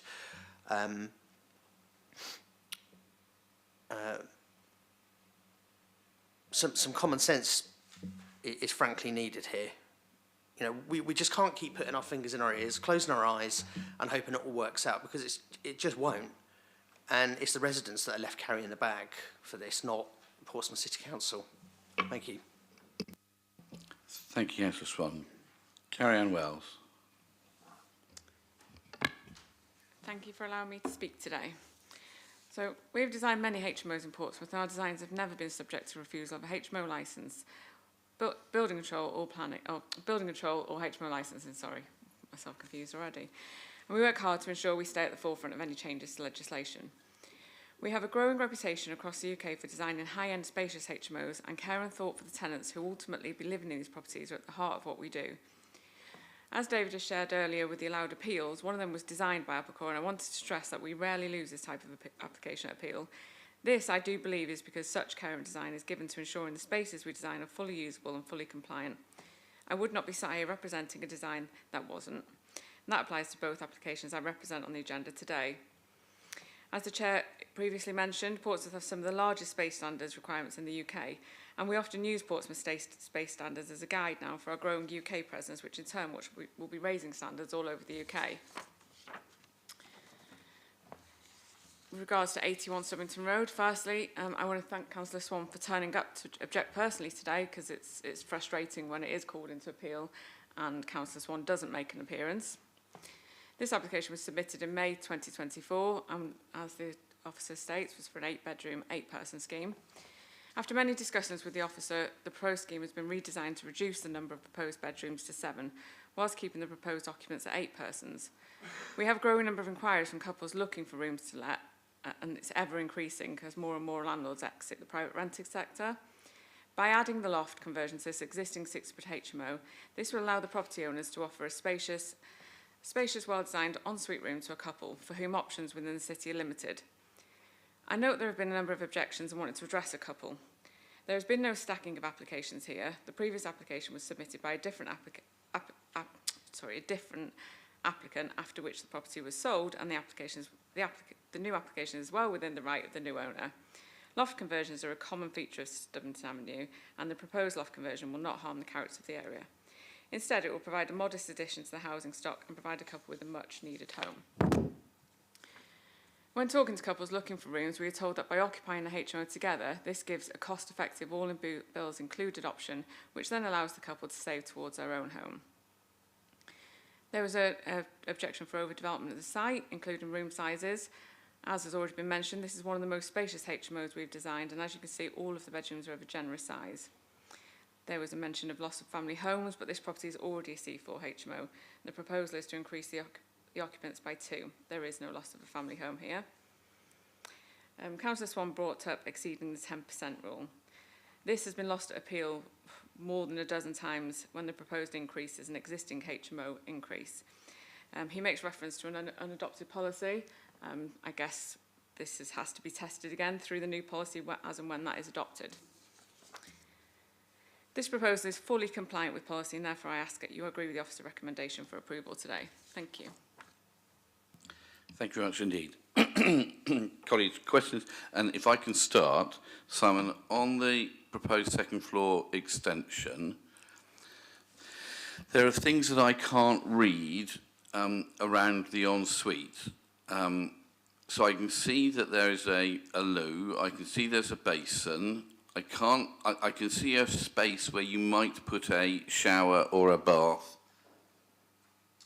and then there are 2 sort of, I don't know if they're cupboards, they've got doors into them, but I've no idea what they are. Thank you, Chairman. Is that for putting the children? Happy to describe. So it's described as a wet room. So on its on its right-hand side, there's a sort of half dividing wall. So rather than having a shower bowl or a bath to step in to have your shower, a wet room just has the flush surface with the appropriate waterproof floor, and just a divider like that to try and keep most of the water on one side and not the rest of the room. So that's that. And then, yes, there are 2 storage areas on the bottom of the image there, which have doors into them. That's just sensible use rather than just boxing it off. Yep, no, that's fine. Yep. Carrie, do you want to add anything else, Carrie-Anne, or was that? Just wanted to reiterate, it's just a walk-in wet room using the storage under the eaves. Thank you. Okay, that was my question. Councillor Atwell. We should decide whether it requires... No, we do questions first before we come to comments. Well, things have changed since No. my... So your question, Councillor Atwell. Okay, Councillor Cordy, questions? Thank you, Chair. Now, I realise that this is an application for an increased occupancy, but it seems strange to me that this went through in 2021, the original application went through in 2021, when the 10% threshold was already met. So how did this house go through and the application go through if we were already over 10%? And if it wasn't this house that took it over 10%, there must have been another house in the vicinity that took it over the 10% threshold. And not just over the 10% threshold, but 32% over the threshold. I was wondering how this was permitted. Simon? That's a good question. I don't have the report in front of me from that period. I would surmise that, because you just have to change the property by next door. If you go one next door, the 50-metre radius moves by 5 or so metres, and you can have a different data count, because suddenly an HMO that was just inside the 50 metres drops out, and on the other side of it, something else can change. So I understand that, but we're talking 32% here, Simon. Yeah, no. And Simon, and by that, there's no question that the Article 4 directive covered the whole city at that point. Yeah. So how did it get planning permission in 2021, just 3 years ago, to breach the HMO policy? Right, just got a note from the case officer. 8% was apparently the limit the arrived at figure for the previous application. I can't explain why, the ins and outs of different Well, I think it's a sensible question to ask, because clearly something has gone wrong. If it was 8%, okay, maybe it was okay, but then something has happened since then to allow something else to come in to breach our 10% rule. But like I say, an application could have been approved elsewhere that it only partially overlaps but nevertheless affects this 50-metre radius. Yeah. The short answer is I don't have all the ins and outs, all the details of what the figures were then, apart from it being 8%. So it would appear to have complied at that point. Okay, but I think it's a sensible question to know what's gone on. Yeah. Because clearly something has gone wrong. Chair, no, I don't concede that something has gone wrong. As I said, there are other 50-metre radiuses, multiple 50-metre radiuses overlapping it, and something elsewhere that could have been passed because it was in the 50-metre 10% for that particular radius could then have affected this. All right, thank you. Matthew, not from Councillor Cordy. I don't accept that, Chair, unfortunately. I just don't see how this is a mixed and balanced community in the area now. Councillor Atwell. My question picks up on this idea of exceptional circumstances. Could I learn a bit more about that, please? So this is the policy that Councillor Swan has quoted. Is that correct? David or Sloan? Yes, thank you, Chair. So yes, that's a policy in the emerging local plan. Due to the stage that plan has currently reached, that attaches lesser weight than the adopted local plan, the 2012. As the emerging local plan goes through its process and gets closer to adoption, the weight that you can attach to those policies increases over time, and then potentially that comes into play, and certainly on adoption, we would then be applying that policy. There's a complication because in this instance we don't think that the increase in occupation requires planning permission. We'll park that for now, but in terms of the basic question, due to the stage that the emerging local plan has reached, we would be attaching greater weight to the existing local plan and not the emerging local plan. Councillor Mason. On that matter, would I be right in my assumption that it would have greater weight had we been able to have submitted the emerging local plan by this date as we had originally intended? Yes, Chair, that's my understanding. I'm doing this from memory, and apologies if it is incorrect. So my colleagues in the policy team had sort of graded the policies. So certain of the policies didn't attract any objections during the process, the consultation process. So in effect, they're likely to go ahead unaltered. Some had comments on which are unresolved, and they're sort of amber. And I believe that includes the HMO policy being referred to, and then some of the policies we had outright objections to, and we wouldn't be able to attach weight. So we would be able to attach some weight going forward to that policy. If we move further forward, I think we would come back with, in effect, direct advice from our policy colleagues about whether we've gone to the point that we should apply that policy. Okay, Councillor Atwell. My other question is around what's all the ifs if we decide this requires planning permission.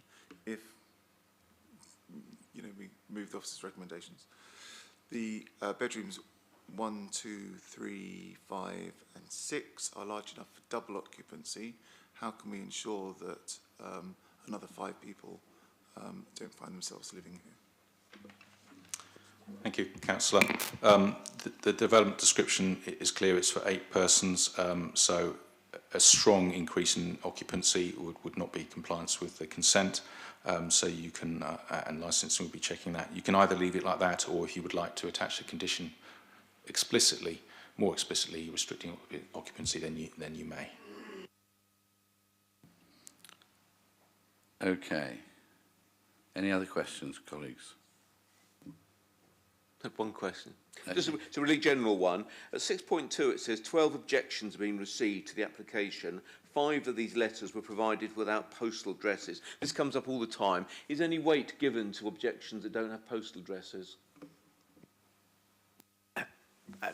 apologies, because I was just discussing a certain matter with Mr Turner. Can you just repeat the question, please, Councillor? Objections without an address. What do you do with them if they come in and they don't say where they're from? Unless fully anonymous, i.e. no name and no address, all objections are taken into account as part of dealing with the application. They're reported in the lists. The sole reason for requesting an address is about the referral to the planning committee. So in the constitution, the trigger is at 6 letters. So we're trying to ensure that we don't receive 6 letters from the same person and or address, which might screw the process. I'll recount a particular incident I had at a previous authority where I received 5 objections from the same address, including one from the cat. So we're trying to avoid abuses of the system in that way. So it's just simply for the benefit of the constitution and whether an application is referred to committee or not. But no, if someone does not wish to provide an address, we will still take their views into account in determining the application, Chair. Okay. Any other questions? No, colleagues, we now move to comments. First up, I'm going to propose that this does need planning permission, as we normally do, on the basis that it's moving from a 6-person and the planning permission description is for 6 persons. Therefore, by definition, it must need planning permission.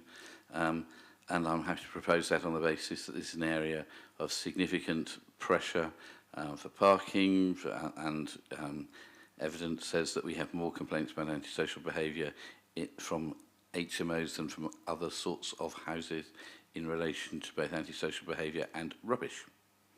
Could I have a seconder for that? Happy to second. Well, no, you didn't get in first. You came in third there, Councillor Adair. So Councillor Cordy came first. Can I see those in favour? Please show. Okay, that is unanimous.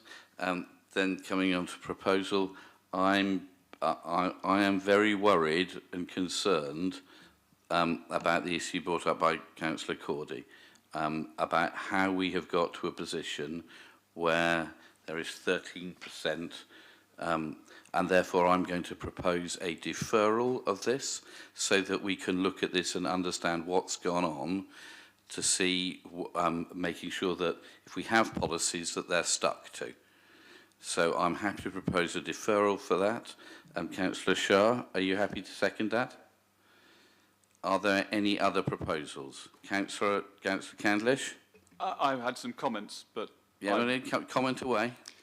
So I too would have supported the deferral, although I think I understand from a kind of a maths and geometry point of view how this arises, but I think the deferral, to understand and to clearly spell out the consequences, is important, because as more and more places come towards the 10% barrier that we have put in place, limit that we have put in place, more and more of these instances will emerge. Related to that, I've asked actually for the planning team to prepare some more resident-friendly materials to explain some of these things, so that we can more easily and better communicate with our residents kind of what is possible, how things are considered, and I think that will become also increasingly important.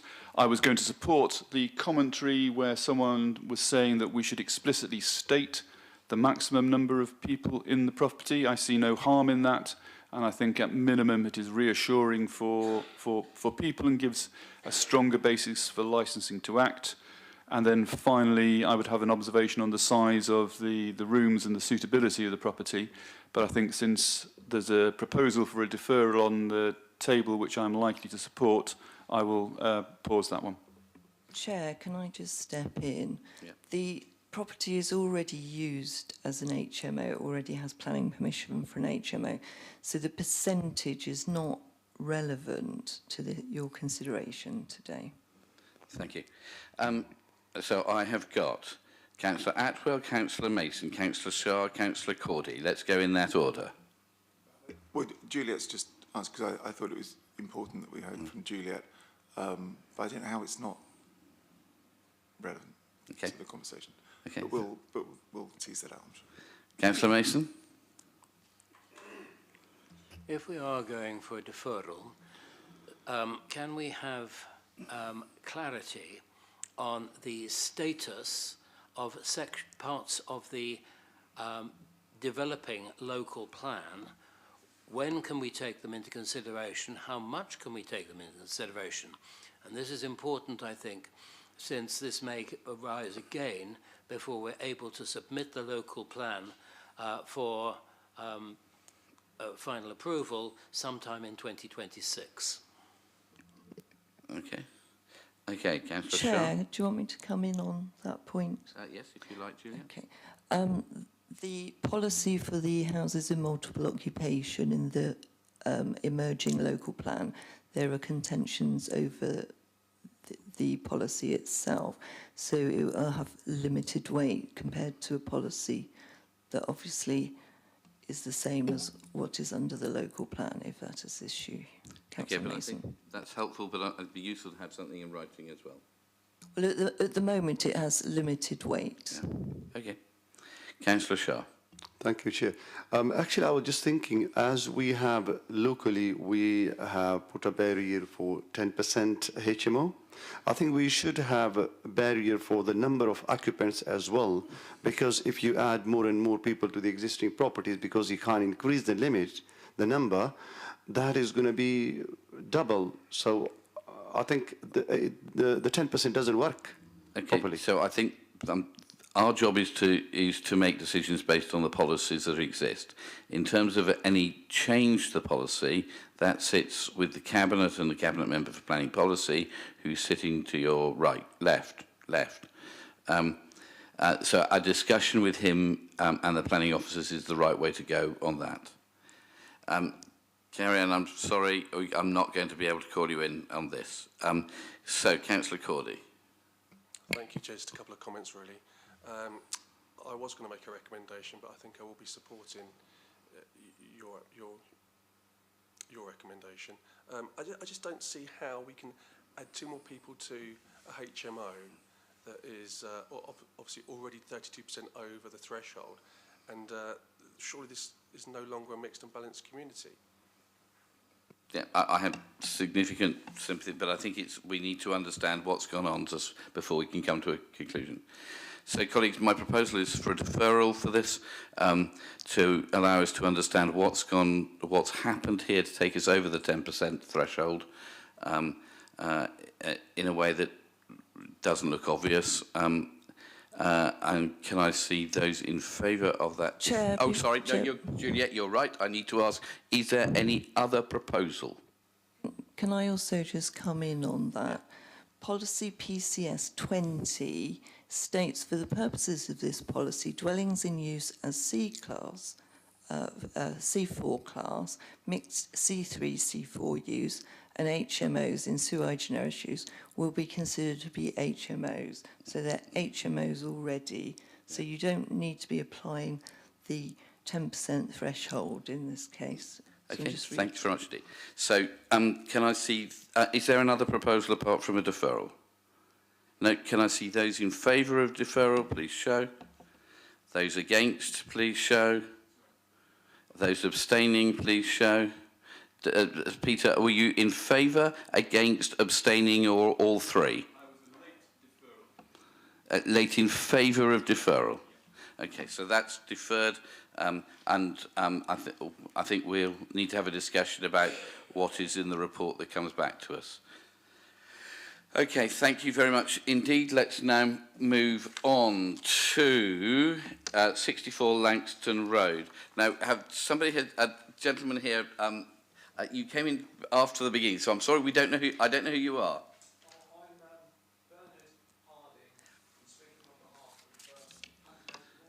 Lovely, thank you. I just didn't want to miss you out in case you, by any chance, happen to be Tammy. No. Wait, one has to ask. Okay, so 64 Langston Road. David, is this yourself or is it Simon? Mr. Turner, Chair.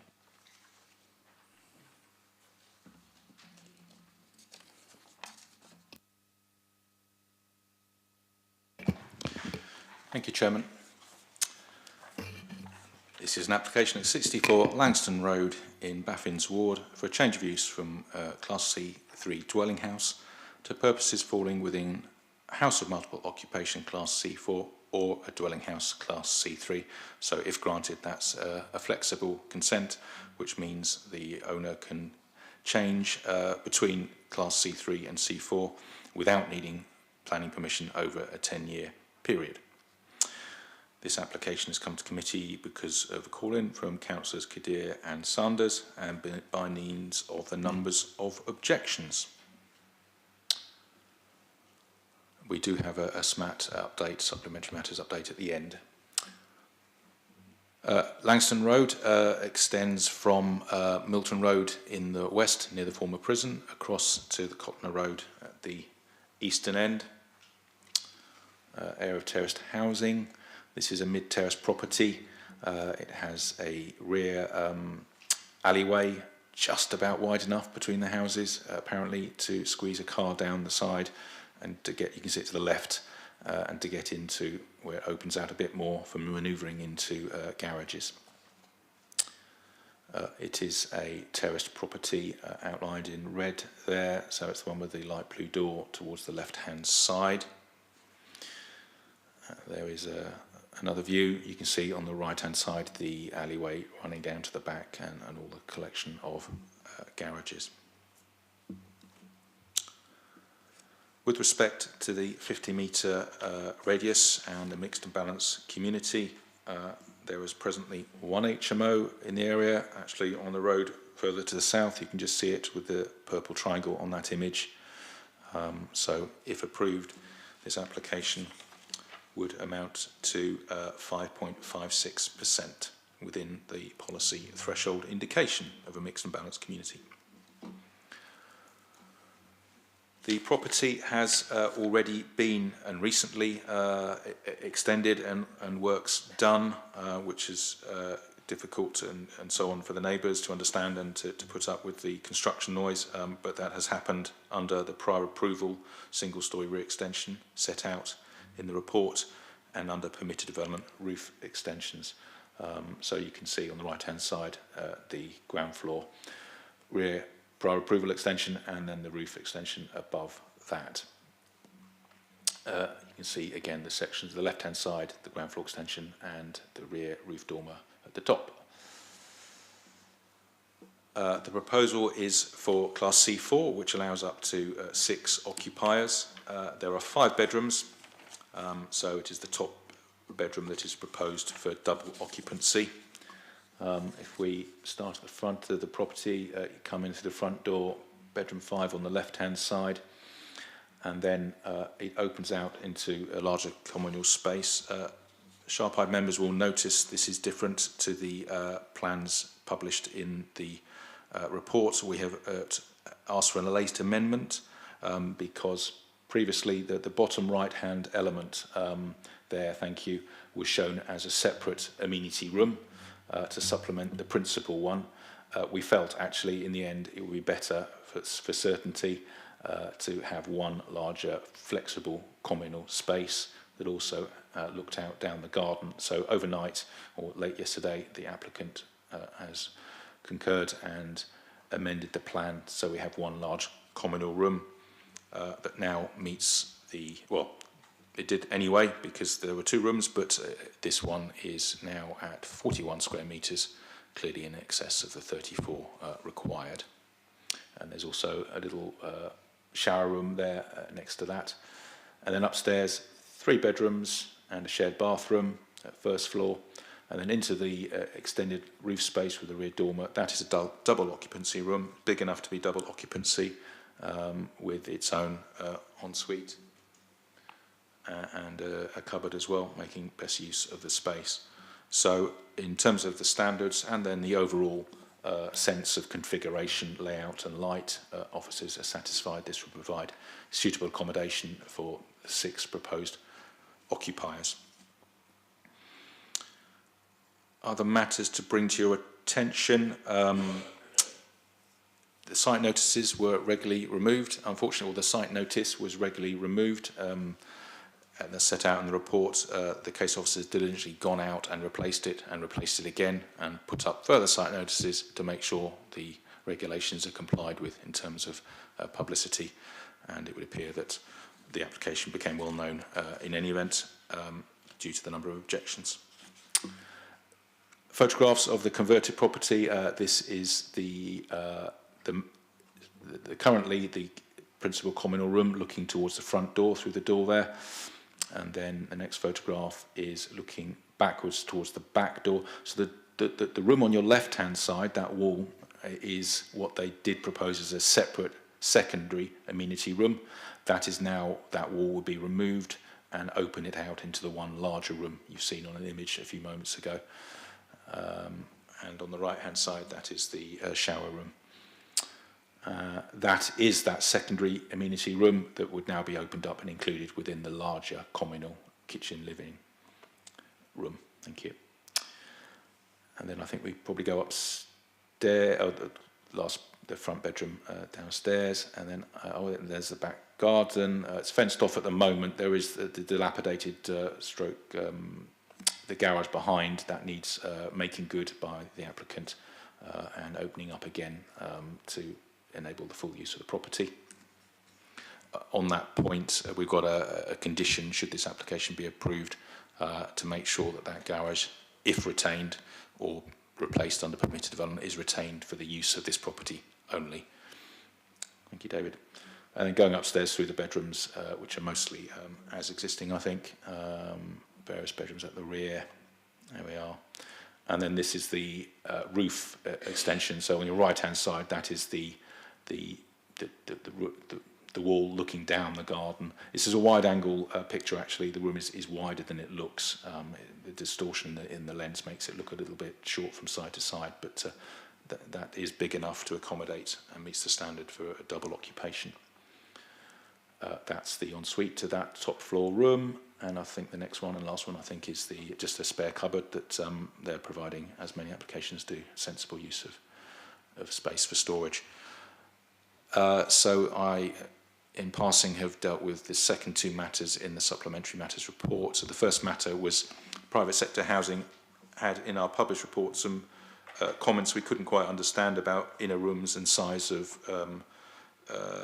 some bedrooms and the communal space. So we wrote back to them and asked if they could clear that up, and they have cleared that up and readjusted their size measurement and confirmed there are no inner rooms, and the applicant has confirmed building regs would be complied with.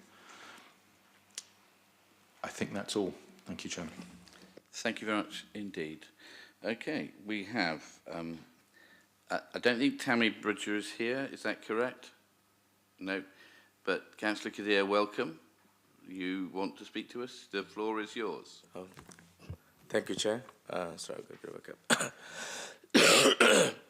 So my deputation today is on behalf of all the councillors for the Baffins area. It is based on the committee report. The need for transparency on HMOs is something you, the Chair, have championed over the years, and that is welcome. The first thing to say is that, yet again, the law is being used to hide the truth. The rear extension was carried out under prior approval. The roof extension was permitted development. This is all too common with HMOs.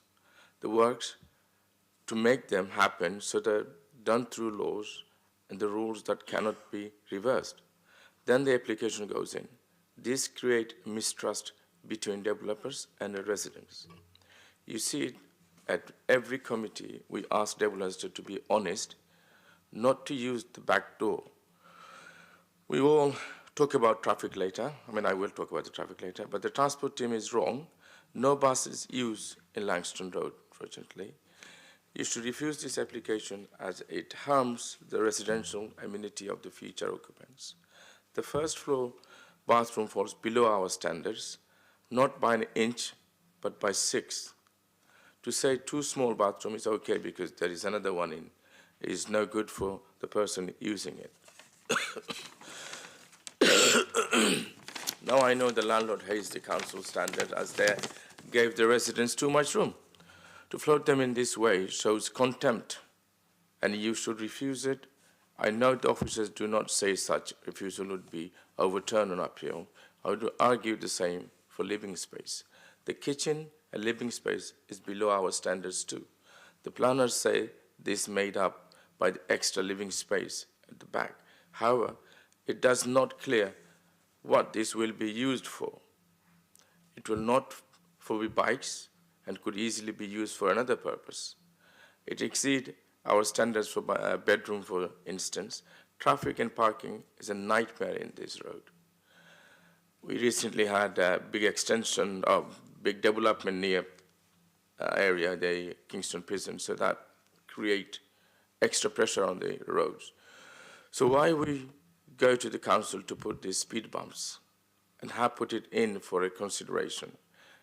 Parking permits, this will make it worse. Residents have put better than me the impact on their properties.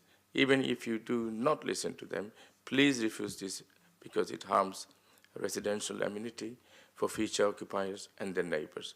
However, if you are minded to approve this, please limit the number of people living there to 6 and impose conditions that force that extra living space to be living space. Thank you for your time, Chair. Thank you. Thank you, Councillor Kadir. Okay, questions, colleagues. Can I start on the point that Councillor Kadir brought up, which is the bedroom on the first floor is substantially below our space standard. Is that a problem? It should be 3.74, it's 3.1. Oh, I see. Yeah. So as we set out in the report in 812, the required standard is for 1 bathroom. Let's just double check that.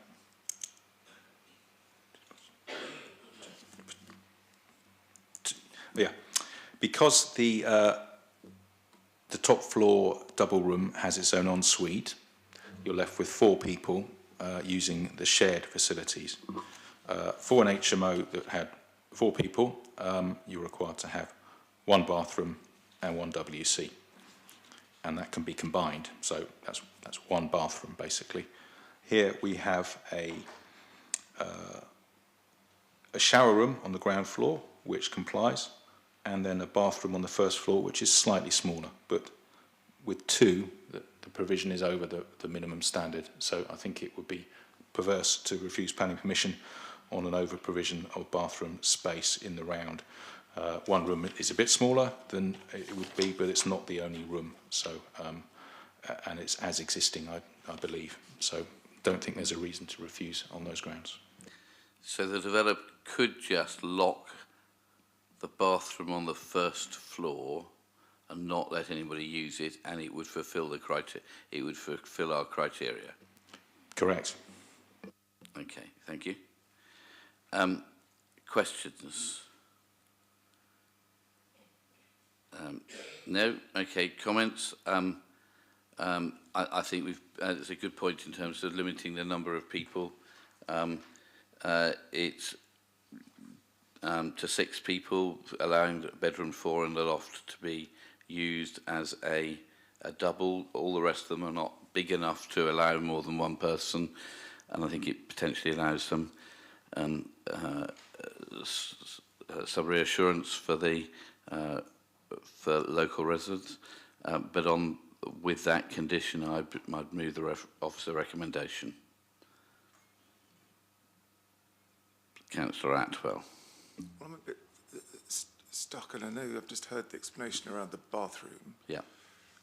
But if there is a room, surely we want it to be of a size that we recognise as being good enough for people. So I think the point being made by the officer is that the bathroom, the shower room on the ground floor is large enough to meet our criteria. The provision of an additional bathroom, it may be too small, but it's over and above the standard that we have expected. So it's an additional benefit. It may not be an additional benefit where you can swing a cat, but it is an addition. It is better. David, are your yes, yeah, I want, and also just Chair, they only need to amend that plan and show a shower in there instead of a bathroom, and then it complies. So it would be foolhardy to refuse on that basis, because it's the simplest amendment to make it comply. Okay. So, there's a proposal on the table. Councillor Candlish. I was just going to come in with a quick comment. So it was referenced in the objections that 2 properties have 11 vehicles between them. And as a Cabinet Member for Transport, you know, I know these streets, and that even 1, 2 and 3 vehicles makes it difficult. 11 for 2 really does start to drive a problem, and I would question whether that is actually a personal thing or whether that's actually a small business that's operating there. So I think that warrants some follow-up outside of this that I will organise. I have to say, Councillor Candlish, in your ward where I live, the person who lived opposite me had 6 cars. When they moved and was replaced with one lady with 1 car, we all cheered. But the family with the 6 cars were that's what they had. I would note then, Chair, on that specific point, that your area, I believe, is in an RPZ. Not at the time. Ah, well, then I'm afraid life has moved on for the better, for the good citizens of the area around your area and my beloved ward of Eastney and Craneswater. Okay, so at the moment we have a proposal on the table which is not seconded. So are there any other proposals?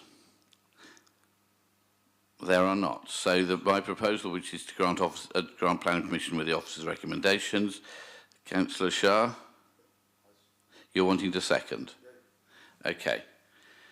Are there any other proposals? And this is with a condition that this is for 6 people and 6 people only. All those in favour, please show. All those against, please show. All those abstaining, thank you. Okay, planning permission is granted. Okay, we've only got 2 to go, and let's keep running through. Let's move on to Laburnum Grove.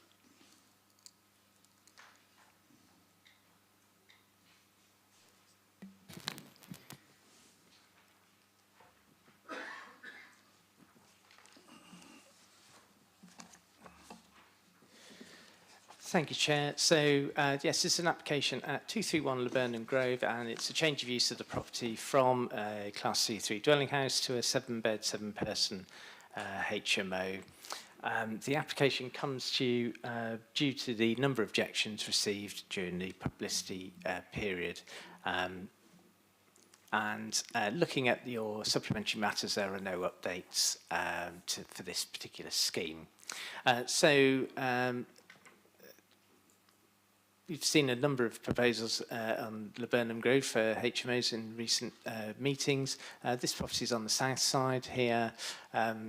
Sorry, it's on the north side here. I'm completely wrong. On the north side here, and is actually just divided from its neighbours. So it's actually a semi-detached property rather than a terrace in this instance. But in terms of the property, very typical of the street. Victorian dwelling.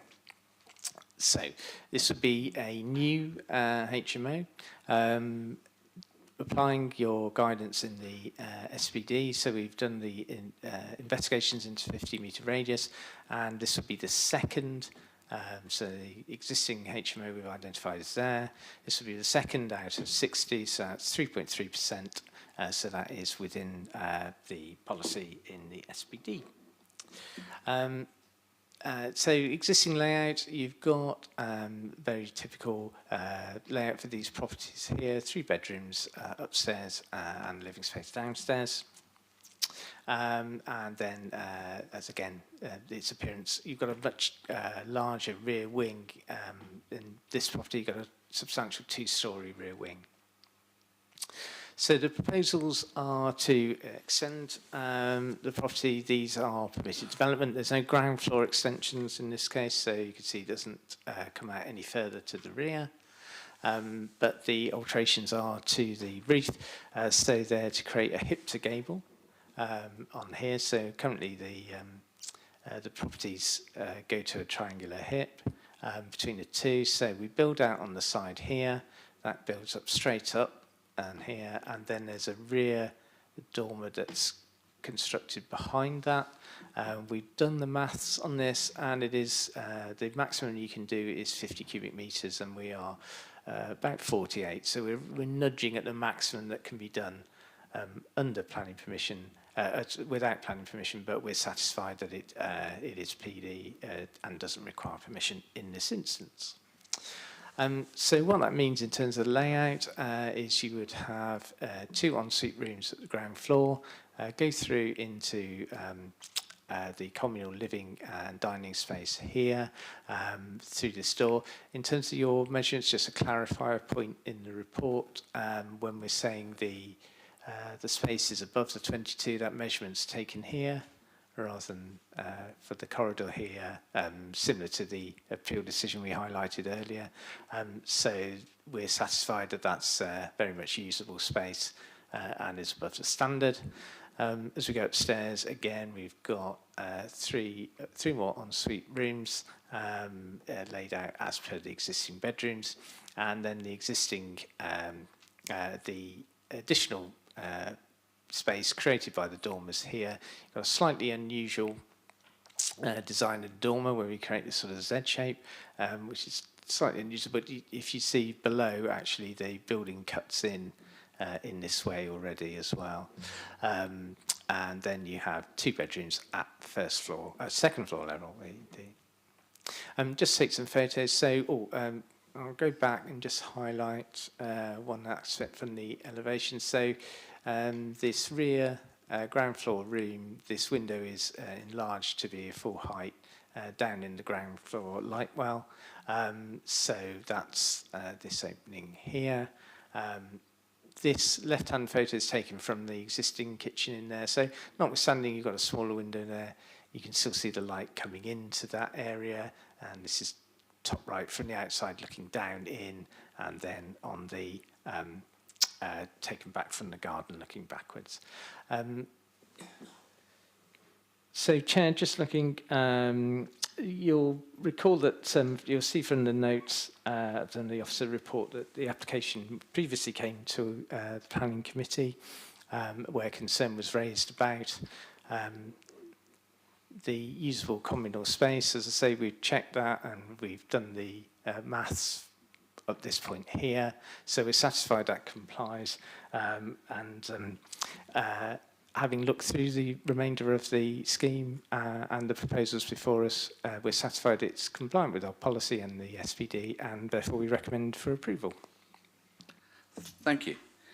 Okay, we have Councillor Swan and Carrie-Anne Wells. So, Councillor Swan.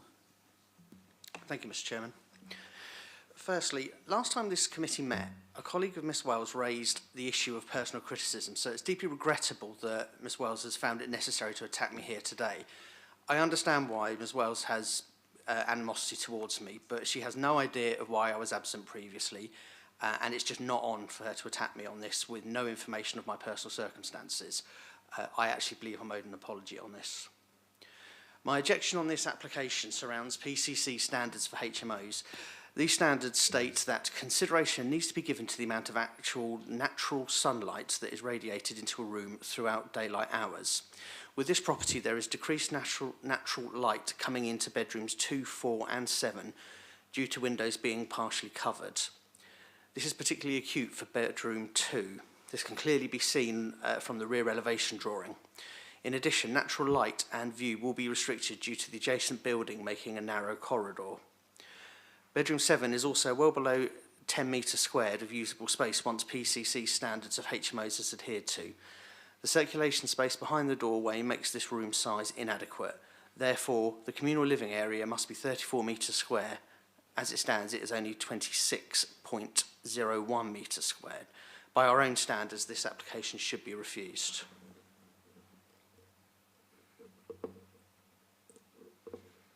Thank you very much indeed, Councillor Swan. Carrie-Anne Wells. Councillor Swan has been absent on more than one occasion, which he's called applications in, and this is factual and noted. However, Councillor Swan's open criticisms of me personally in this meeting were not factual, so on this occasion I will not be apologising for noting factual evidence. Chairman, can I make a point of order? No, can we let Karen, let's hear the deputation and then we'll do kind of order, points of order at the end, I think. Carry on. Thank you. Firstly, on the previous application, which was deferred, I do not think that delaying development for a property owner is doing the right thing by applying for permission when the property was under 10% and confirmed, and then subsequently wanting to add a loft is sending the right message to those that choose to run unlawful HMOs. Developers doing the right thing should not be punished, so to speak, for following the correct process. The last deferred application took 3 months to get back to committee, so I ask that if on this occasion it is deferred, can this be confirmed as actually coming back to the next committee, or else this is just going to go straight to appeal with costs? With the 231 of Laburnum Grove, as the officer has already informed you, there is a previous refusal for this property as the committee felt the communal area is less than required 22.5 square metres when all bedrooms are in excess of 10 square metres. We have taken on board the feedback from committee and rearranged the internal layout to ensure the communal area is now in excess of the 22.5 and provides 26.3 square metres of usable area. This was the only issue that members had an issue with during the last committee, and all bedrooms meet or exceed the 10 square metre requirement for larger bedroom sizes. The previous refusal at Balfour Road was exactly this situation, and that was allowed at appeal. Instead of going to appeal, we have actually taken on board feedback and rearranged the property to make that a space that we feel that members would be more appreciative of. With this in mind, and considering the only reason for the previous refusal was concerns over the communal area, I respectfully ask that you agree with the officer recommendation for approval and grant permission today. Thank you. Thank you very much indeed. Councillor Swan. Thank you, Chair.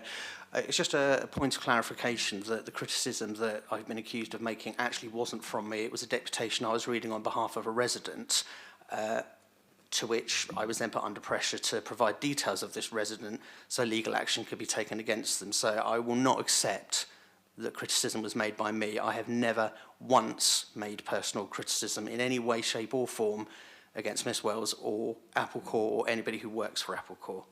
Okay, thanks. Let's leave that for the record. Let's now move on in terms of to the committee for questions. Any questions, colleagues? Councillor Cordy. As I mentioned earlier, we had a site visit last month looking at penetration of light into bedrooms. It does seem that 2, 4 and 7 have exactly the same problem as what we encountered at that visit. I'm just wanted to ask again if the officers are happy with the amount of light that's penetrated into the rooms. David? Yes, thank you, Chair. Yes, you've seen from the photos that we took that the officers have been inside to inspect the light coming into those rooms, and they're satisfied with that. I would so. First point, I think it's adequate anyway.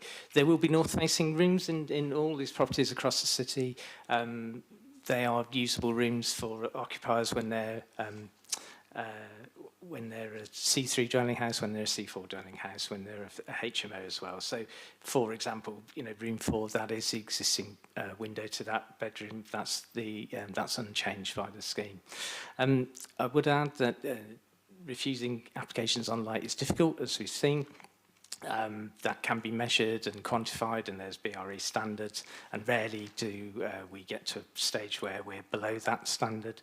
And just as a final point, Chair, the previous refusal didn't raise that as an issue in terms of light from these rooms, so the layout in respect of those outlook from those particular windows is comparable, so I would be concerned if we move the goalposts in the interim on a plan that's not different.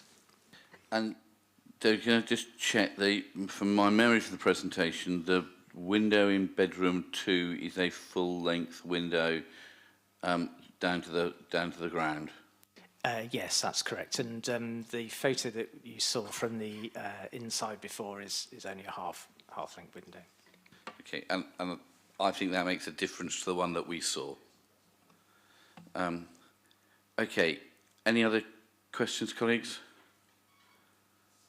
No, I'm happy to move officer's recommendation on this to grant planning permission. Councillor Candlish. Happy to second. Any other proposals?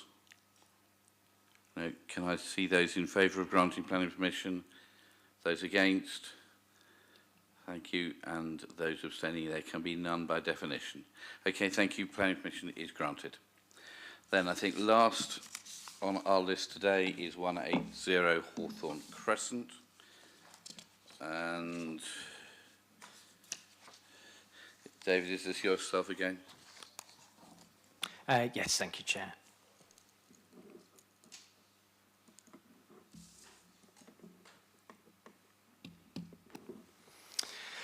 Yes, thank you, Chair. So this is an application at 180 Hawthorne Crescent, which is in Cosham Ward, and it's a change of use from a Class C3 into a Class C4 HMO for 5 rooms. The application comes to you today due to the number of objections received, and looking at the supplementary matters and update, there's no updates in the SMAT for this application. So property here on Hawthorne Crescent, a mid-terrace property, very typical of this part of Cosham. The properties in short terraces with the properties on the end projecting forward with the larger bays, and the mid-terraces set further back. Unusually for some of these proposals that we see, this property has off-road parking and has 2 spaces to the front, which will be retained as part of the scheme. In terms of your mix and balance communities and the 50-metre radius, having looked at the records, this will be the first HMO within the 50-metre radius, and of the 44 properties, that takes us to 2.3%. So we're satisfied that complies with the policy. So the existing elevation, so the property already has a loft conversion at the rear, which will be slightly remodelled, but the second floor accommodation is already in. You'll see from the photos there's a rather tired rear part of this extension which will be replaced, but there's already an existing lean-to down as shown on this bottom elevation. And here are the existing plans, so very typical again, living, dining and kitchen to the ground, and then 3 bedrooms to the first floor, and then 1 in the existing loft room at the second floor. So the proposals, as I say, there's a minor change to this rear dormer. They replace the window, that wouldn't need planning permission. The rear extension is amended to take out what you'll see is a rather poor quality sort of single skin part at the rear, and this will marginally project beyond the rear of the neighbouring lean-to, which is a similar design to number 180's. So what's that mean in terms of layout? So we've got the 2 parking spaces at the front, entrance in off the front. We've got an ensuite room to the front, an ensuite room here, and then the combined living space with the extension in here. We've then got bedrooms 3 and 4 to the first floor, a small additional communal area here, and then bedroom 5 in the loft. You'll see from the report, Chair, that we previously refused a scheme for a HMO on the property, so that was done under delegated powers. For the reasons set out in the report, it didn't comply with our standards, so that didn't actually reach committee. We did refuse that ourselves, and we do.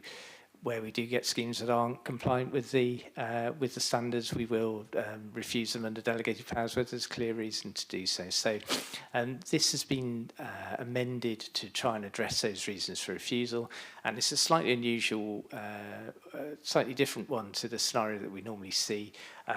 Because the bedrooms are below 10 square metres, and the living spaces only above the 22 square metres rather than the 34. The maximum number of occupiers can be 5. So once the number of occupiers goes above 5, it requires a larger living space of the 34 square metres where the bedrooms are smaller, i.e. below the 10 square metres. I hope that makes sense. But that's why in this particular instance there's a condition to restrict the occupiers to 5 only, because then it complies with the guidance and the communal living space is adequate. Just a couple of last points. So photographs of the existing property yet to be amended or altered in any way. You see parking at the front there, and then this is the part of the building that gets removed. You can see it's fairly poor quality, polycarb roof on here, and then this is where it will butt up against next door, and it will extend marginally beyond the rear of this neighbour, but we're satisfied that there's no significant impact from doing that. Just checking my notes, Chair. We're satisfied now that this amended scheme has addressed our reasons for refusing the earlier proposal under delegated powers, and that for the reasons set out in the report, it now complies with our guidance and policy, and that's why it's recommended for approval. Thank you very much indeed, David. Mr. Harding, thank you very much for coming, and the floor is yours. Okay, Mr. Chairman. Good afternoon, members, and also Mr. Chairman. My name is Bernard Harding. I'm the architect and agent for the scheme at 180 Hawthorne Crescent. As already described, this planning application seeks for a change of use from a dwelling house into an HMO for 5 residents, and together with a single-storey rear extension after the removal of a rather dilapidated old conservatory. Again, as mentioned earlier on, this planning application is a revision to the previously refused application for a 6-bed HMO and rear extension as previously described, and that was refused owing to lack of communal space. This application is somewhat different. We have reduced the number of beds to 5 and increased the area of the communal space because the bedrooms are under the 10 square metres.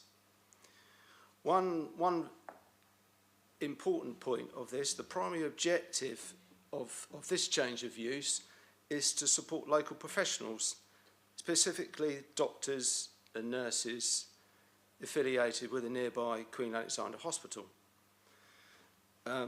These prospective tenants are individuals who are pursuing demanding careers in healthcare, often contributing significantly to our community through their work in the public services. Again, as already mentioned earlier on, if we are lucky enough to receive a planning consent for this HMO, it will be the first one within 50 square metres of this location. And again, if you look at the HMO register in Cosham, there aren't really that many HMOs in the area. And again, if this application is approved, it will help provide the diversity in accommodation this area requires. Externally, the proposals include a very small rear extension. All the materials will match the existing and will protrude past the adjoining owner of 182 Hawthorne by about 350 mil. All the 5 bedrooms will have their own en-suites. All bedrooms will be over the minimum 7.5 metre square area as required by the licence department. I know the rules are slightly different in the SPD and also the licence. And the communal area created will be sufficient for 5 residents and in excess of the required 24 square metres. We have the huge advantage of 2 off-road car parking spaces, which complies with the current SPD for car parking, and we will create a secure cycle storage shed within the rear garden, rather large rear garden, I hasten to add. Again, just a couple of important points about this. Our client will actually target tenants of this property. They will be of a professional nature, again, such as medical professionals. There will be no students or people outside this professional integrity. And on the transport and parking management, because there are quite a few objections about the number of cars, this property is well connected by public transport services, which the tenants will be encouraged to utilise. Additionally, for those who will require a vehicle, the client will implement a car share policy to minimise the number of cars associated with this property and help reduce the impact on the surrounding area. In conclusion, the design of this property will provide high quality accommodation within the local community for professional residents. It complies with all the policies contained within the local plan, and internally the dwelling will comply with all the minimum areas required for a 5-bedroom HMO. In our opinion, we feel this application will not cause disruption and not affect the amenities of the adjacent neighbours. And I respectfully request the Planning Committee to support these proposals. Thank you very much indeed. Thank you very much. Thank you. Questions, colleagues? So my first question, David, is could we go back to the slide with the blue dots?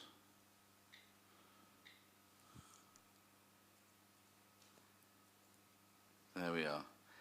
David, if looking at that and looking at the papers on page 72 of our packs, there is a difference between the two of them. It looks to me as if the paper copy actually is the accurate one, and this one has added in additional blue dots on areas that are not hit by the 50-metre radius. If you look at the ones to the right of the subdividing road, there are 6 blue dots there of things that are outside the 50-metre radius.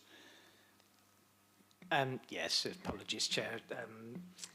We'll take that up, but it doesn't affect the recommendation. But yes, the map in the report is correct. Thank you.